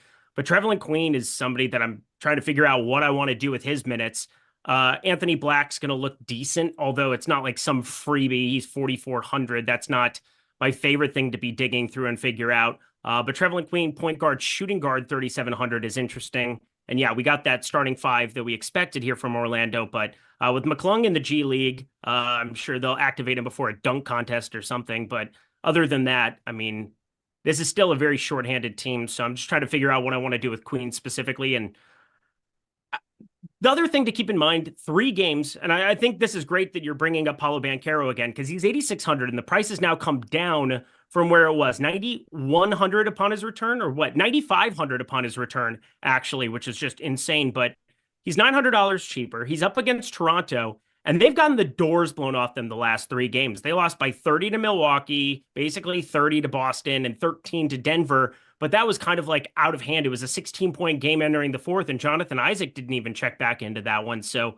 maybe we do need to up Paolo Banchero. We have him for 30 minutes here at Stokastic today. It's the only game with a competitive spread. And I think I'm going to move it to like 32 for Banchero. And he's probably going to be somebody who shows up quite a bit for me now. The assist rate has been pretty good all season long, nearly 30%. I got to play some Banchero today now for sure. Yeah, I'm going to, and the other thing too about Banchero that we were just mentioning his minutes, while we haven't seen the big minutes, like hasn't played more than 30 minutes since coming back from injury, he's going to do it at some point this season. And with them also being really shorthanded, I don't know, maybe it is just realistic that they just get forced to do it with only the 9 players being active today. It's a short slate. I want to be on Banchero at least to some extent today. I don't want him to be outside of my lineups. I don't know how much I'm going to get when I update everything. By the way, Khalil Ware starting tonight for the Miami Heat. So we got Rozier, Robinson, Butler, Ware, Adebayo. If you guys are kind of curious, where's Tyler here? He's out tonight. That's why I got Khalil Ware in that starting lineup there. So also related to something that could potentially impact the Heat here, the Suns traded their 2031 first-round pick to the Jazz for 3 Utah Jazz first-round picks. Here's what I assume is happening here. I think that we could have the Suns trying to compile assets, because now you get a scenario, would the Heat take Bradley Beal and 3 first-round picks for Jimmy Butler? I don't know. Oh, man, maybe. I mean, that feels like a lose. That can't be, that is brutal. Did that just come through for the Miami, or for the let's see. Yeah, Suns are trading 2031 first-round pick to Jazz for 3 first-round picks. What in the absolute world? Yeah. So I assume those are like pretty heavily protected picks that are expected to be sometime later in the draft, but it's just assets for the Suns to be able to make some kind of trade here, which I'm going to assume that they want to attach to Bradley Beal to try to create something of value in return. Jimmy Butler's what would make the most sense to me. We'll see. I've been rooting all along for Jimmy Butler to somehow land on the Suns, because it would just be hilarious for social media and Jimmy Butler's agent, who was insistent that he had no interest in being traded or going to the Suns. Yeah, my understanding is Beal has a no trade clause in his contract, which is just making this exponentially more difficult, and they have to find a 3rd team partner. And then Bradley Beal could just be like, I don't agree at any point, and then he's just there on the Suns, wilting away on the bench. But considering they send him to the bench, and Beal probably is looking to make some kind of a mark here before his next contract, it's a couple of years from now still. Yeah, it's just a disgusting situation if you're the Suns. Disgusting situation if you're the Heat too. And as soon as we have projections updated for the Miami Heat, and we had a feeling that Khalil Ware was going to end up starting, but we didn't have a super aggressive minutes projection on him. We had him at 24.5 minutes. Assuming, Eric, that we have Khalil Ware at, not that we're going to project for like 36 or anything, but let's say we're at 27 minutes on Khalil Ware. He's going to show up in just about everything. Now he's confirmed the starting lineup. Yeah. I don't think I'm going to be able to get away from Khalil Ware. I would be stunned if he shows up in less than 90% of my lineups in my next run of The Sims. Yeah, I just ran it. He's going to be in 100% of my lineups. He's going to be in all 25 today. Here's another part of this. Over on FanDuel, where Khalil Ware is $5,400 and only has center eligibility. So there's more of an opportunity cost associated there. More stringent roster construction. He's more expensive. He's only available at center, which is really the premium position for fantasy scoring over on FanDuel. What do you make him at $5,400 as center only eligible on FanDuel? Ooh, that is so dicey, man.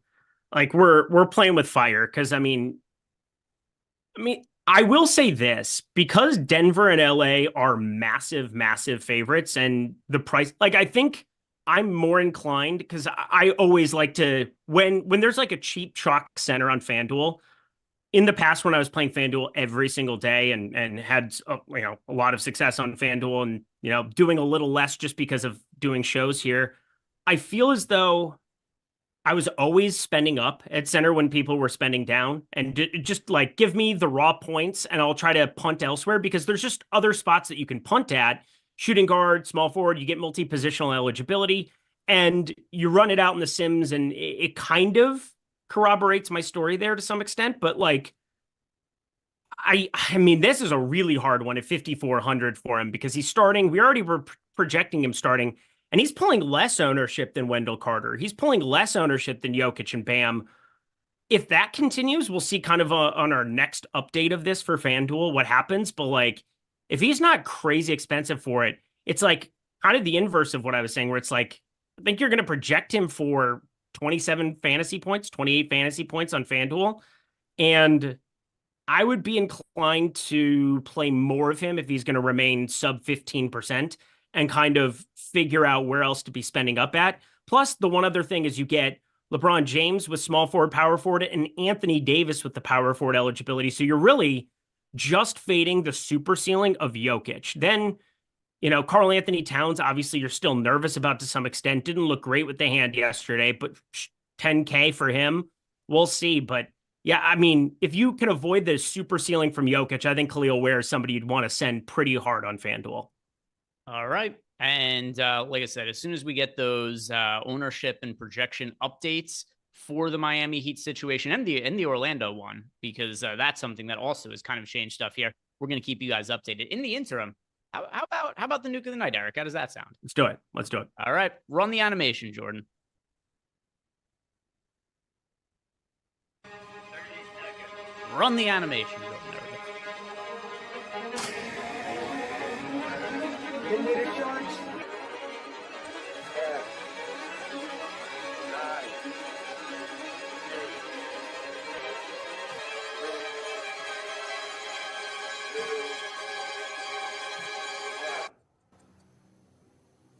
So good. And I get to keep my dick.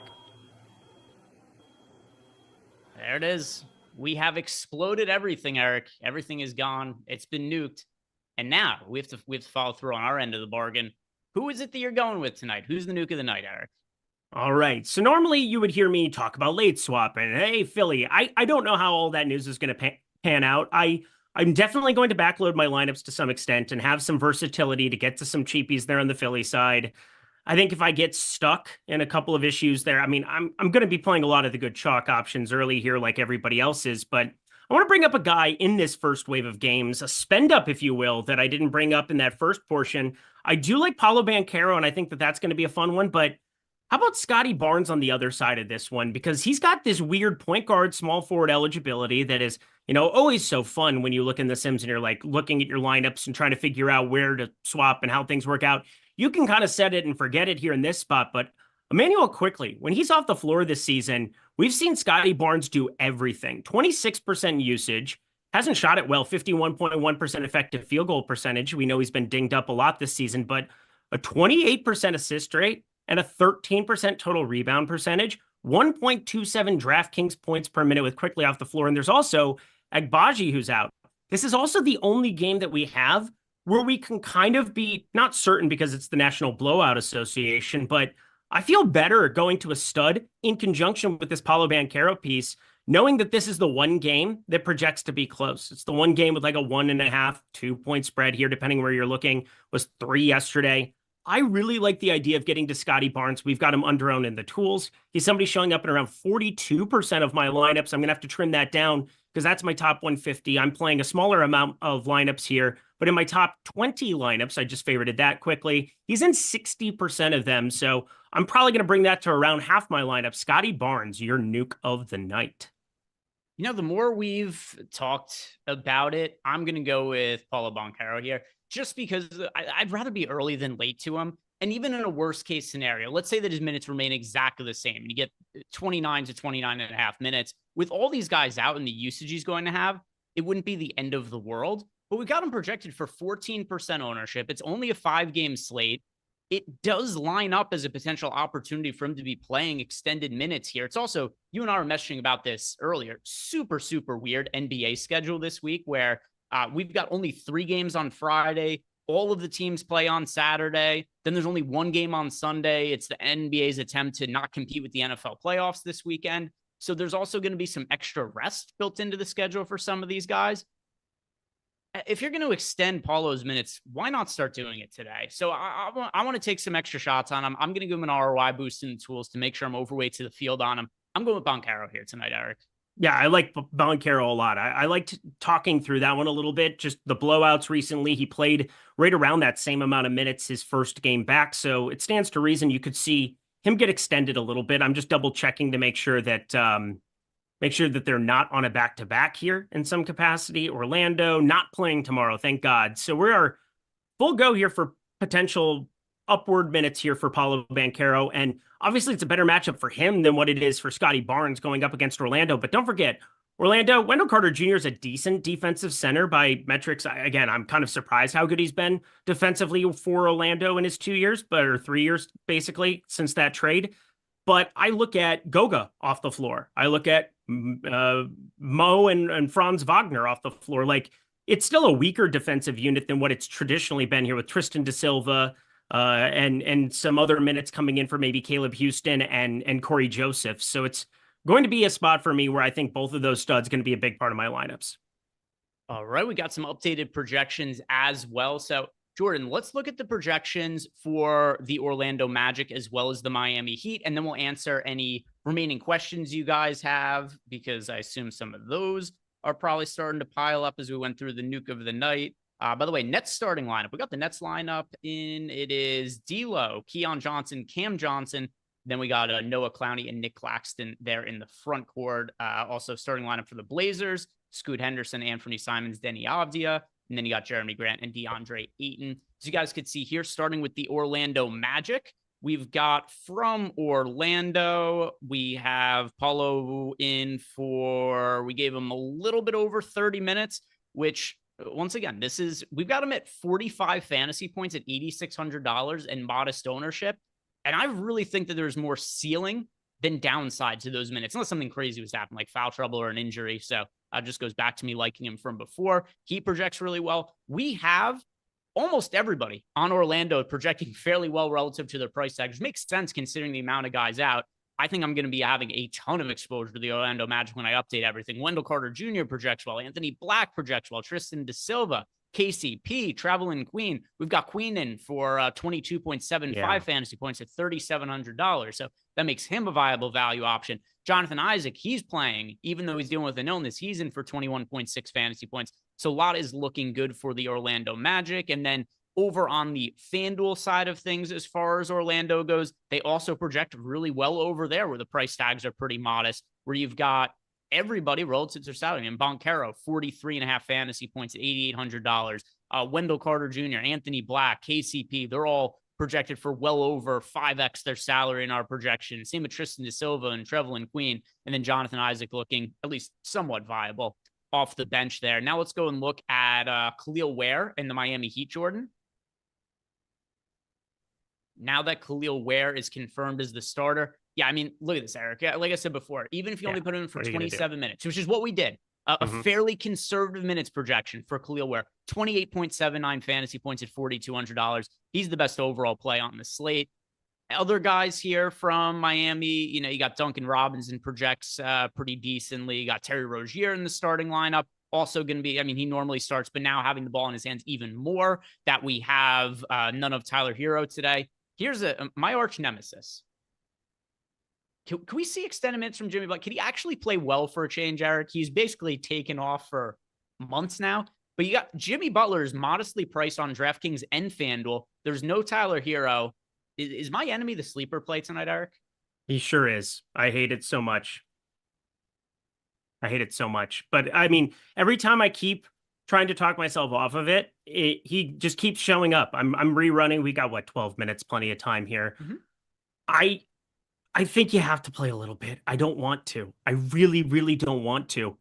I think Duncan Robinson at 4,100, where did we get him updated to? Because he was somebody that was showing up a lot a second ago, and now I've got, okay, there we go. He's in 28% of my top 150. That's fine. I'm just trying to parse through what I want to play as far as guards early, because there are so many with like point guard, shooting guard. We've got D'Angelo Russell, Terry Rozier, Trevelyan Queen, and figuring out mixing and matching which ones I want to get to. Are you surprised by Anthony Black's ownership? 61%. I think that's a little heavy.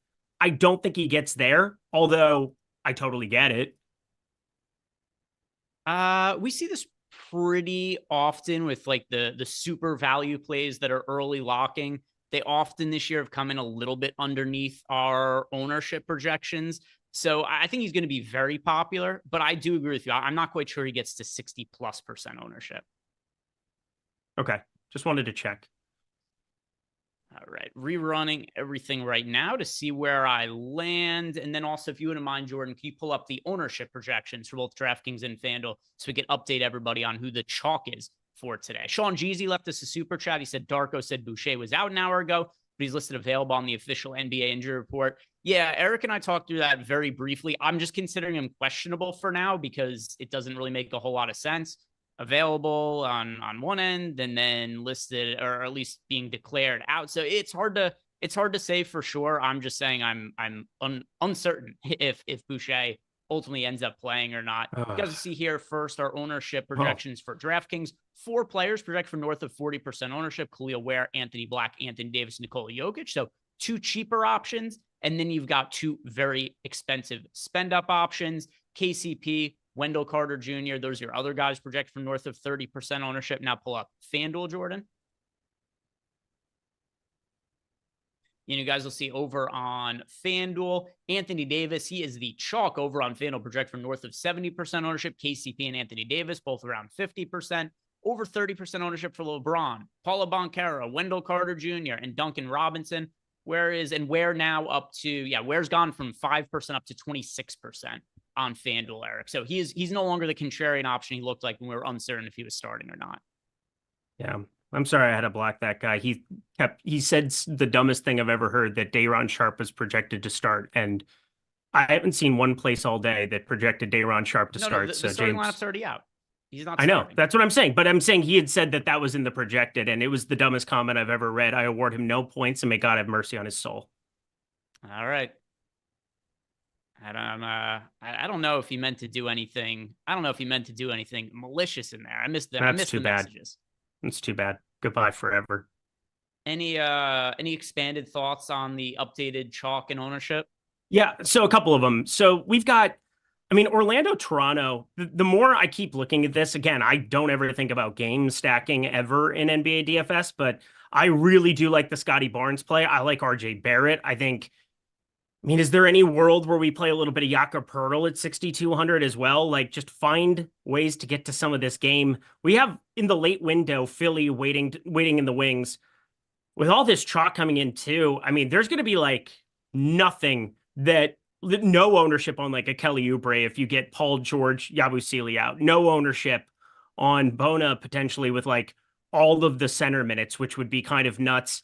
You'd have to play, I think, in a lot of blowout scenarios too. Pete Nance had to play 24 minutes in their last blowout. So like, it just gets so weird as far as like late swap thoughts here with 8 minutes left, because now as I update my lineup, same thing as you: Orlando, Toronto, Miami with Khalil Ware, and, Terry Rozier and Duncan Robinson, and just like all these other pieces.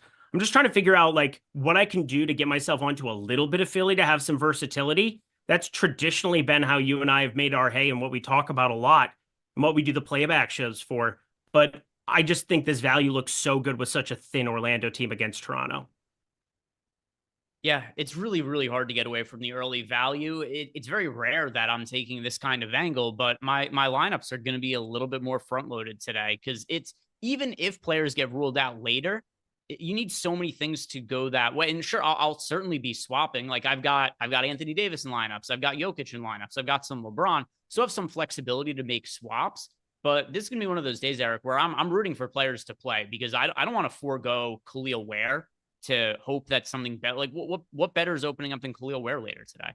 Nothing. There's nothing. He's going to be at every lineup I make. Yeah, I just ran what I assume is going to be my final update, unless some crazy news breaks the next few minutes. I have 95% of Khalil Ware, Eric. That seems like a lot.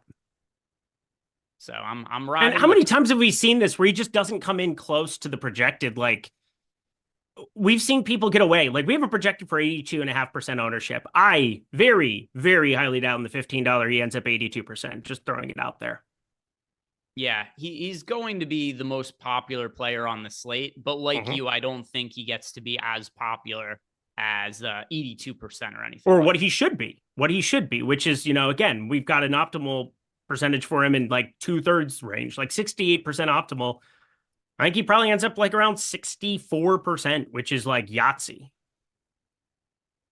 Probably, yeah. I think that's fair. Like a 65% ownership or something like that. Yep. Yeah, that would make sense. Let's see if there was any other super chats that came in.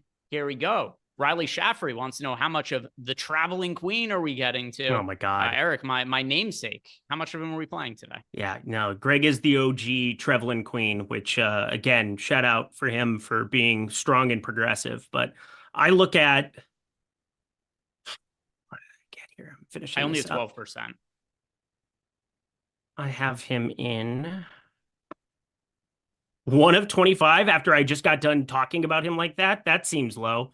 I probably want to get to like 1 or 2 more shares for sure. Here's the problem.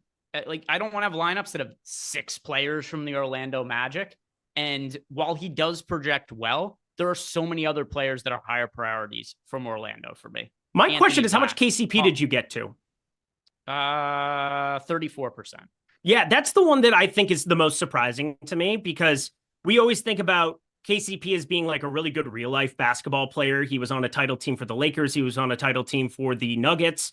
He is a very, very hot basketball commodity amongst analytics people, because he's very good at 2 things that matter: defense and shooting threes. And he doesn't get all of the usage and other things, but like with the absence of Suggs and Anthony and everything else, like it wouldn't shock me to see KCP step into more of a ball handling role. I think Paolo Banchero more than likely does most of the half court sets, and you're just going to play through Banchero. But like, I think KCP can do a little bit of that too, and you can stagger a tiny bit. You're not going to have Banchero on the floor for 48 minutes today, and I think KCP's capable of it. So he's probably the one guy that I'm like, oh, weird, I've got to KCP that I didn't expect today. Yeah, I've got him in a third of my line. They've only got 9 active guys today. He's going to play Correct. big minutes. And he's not the best fantasy producer, but he's still the same or about the same price point as Queen. What, he's $300 more expensive? I prefer KCP to Queen. Mike1377 wants to know, can we get the lotion play of the night? Paulo for me. Lotion goes in the skin. It's Paul George or Tyrese Maxey. I didn't like Paul George. I think Paul George ends up really low owned now. Really low owned. Yeah, I also assume that's going to be the case. Alucard wants to know, who is our favorite contrarian play for the day? Eric, who is your favorite contrarian play? Adam Bona, if it works out. Andre Drummond, otherwise. If Andre Drummond plays and Yabusele sits, Drummond. Whoever starts at center for the Philadelphia 76ers, my favorite play. Cat for me, we had all this extra value open up. He's only projected for 11% ownership. I'm double the field on Cat. Love. I think that's a pretty reasonable way to be contrarian in a single entry. Just pay up for somebody who isn't Anthony Davis and Nikola Jokic. Cat fits the bill for me. We've got Einstein. He wants to know any issue preloading lineups with Maxey in the event that Paul George is out. Maxey's kind of already priced for Paul George to be out. Yeah. At $9,900, he's not going to project all that well, even if Paul George doesn't play. So that's kind of a thin one for me. I've got a couple of Maxey lineups right now, but I'd honestly rather just play Paul George. I would rather play Paul George. This is why you should listen to the entirety of the show, because I was talking about Paul George, 16%, yada, yada, yada. And now I'm like, oh shit, everybody's playing Orlando value. Everybody's going to get to some stuff early with Khalil Ware. I think Paul George probably comes in under this 16% number. And if he plays, oh boy, that looks really, really, really, really good. Plus, you could get your head chopped off if you have like one lineup spot that has Paul George and he's out. What are you pivoting to? Absolutely nothing. You're screwed. So like, I think he ends up really low owned. I'm willing to burn a couple lineups with him. Casey Conroy says, do I play Paulo and Brown in case George is out and then can swap to Council over LeBron and Strother? Well, keep in mind that I'm playing Paulo's Council and locking in a couple minutes here. So you're not going to have flexibility to swap him out later. But there's enough value on the slate. I don't want to be playing Christian Brown. Nor does anybody on planet Earth. Yeah. I mean, there are worse options on the slate, but nah, I don't want to be playing somebody like Christian Brown. Like, I don't want to be hoping that you could swap to Ricky Council later, which also, even if Paul George is out, I don't think Ricky Council all of a sudden projects as some can't miss guy with all the other value that's opened up. So no, like there's opportunities for Philly value guys to open up, but I don't want to be staking my slate to a potential of getting of rostering Ricky Council today. Yeah, I played Ricky Council in single entry, so I'm the wrong person to ask there. I also have Kyle Kuzma randomly in single entry. So again, my single entry lineup, my top ROI sim lineup, we could ask a lot of questions about it, but here we are. All right. So by the way, whoever in chat there, we don't really know the status of Chris Boucher. It's very much up in the air. We don't know. Richie just said late report that Boucher is active. We're heading into lock with no real clear outcome. He might be out. He might be playing. We don't know. It's the coach's word versus the injury report. Coaches are liars. Injury reports are frequently not updated. I'm just not playing for Boucher. That's one way to do it. Kyle Kuzma revenge, one-time dealer. There we go. That is going to do it for us today. If you guys have not done it yet, do us a favor. Like the video, subscribe to the YouTube channel. If you want to hang out in playback, while we're not going to be doing a post-lock show, there just isn't going to be any late swap news or anything like that. We'll leave the game on so you guys could hang out and you could chat amongst yourselves and watch the games in there. Tomorrow's going to be a big playback show. We're also, like I said, we're going to be doing some giveaways. We're going to be giving away NBA League Pass subscriptions. We're going to be doing an extended show. We'll be having some fun over there. So look forward to tomorrow's playback show. Until then, guys, good luck with your lineups. Have a good night. We'll see you back here tomorrow.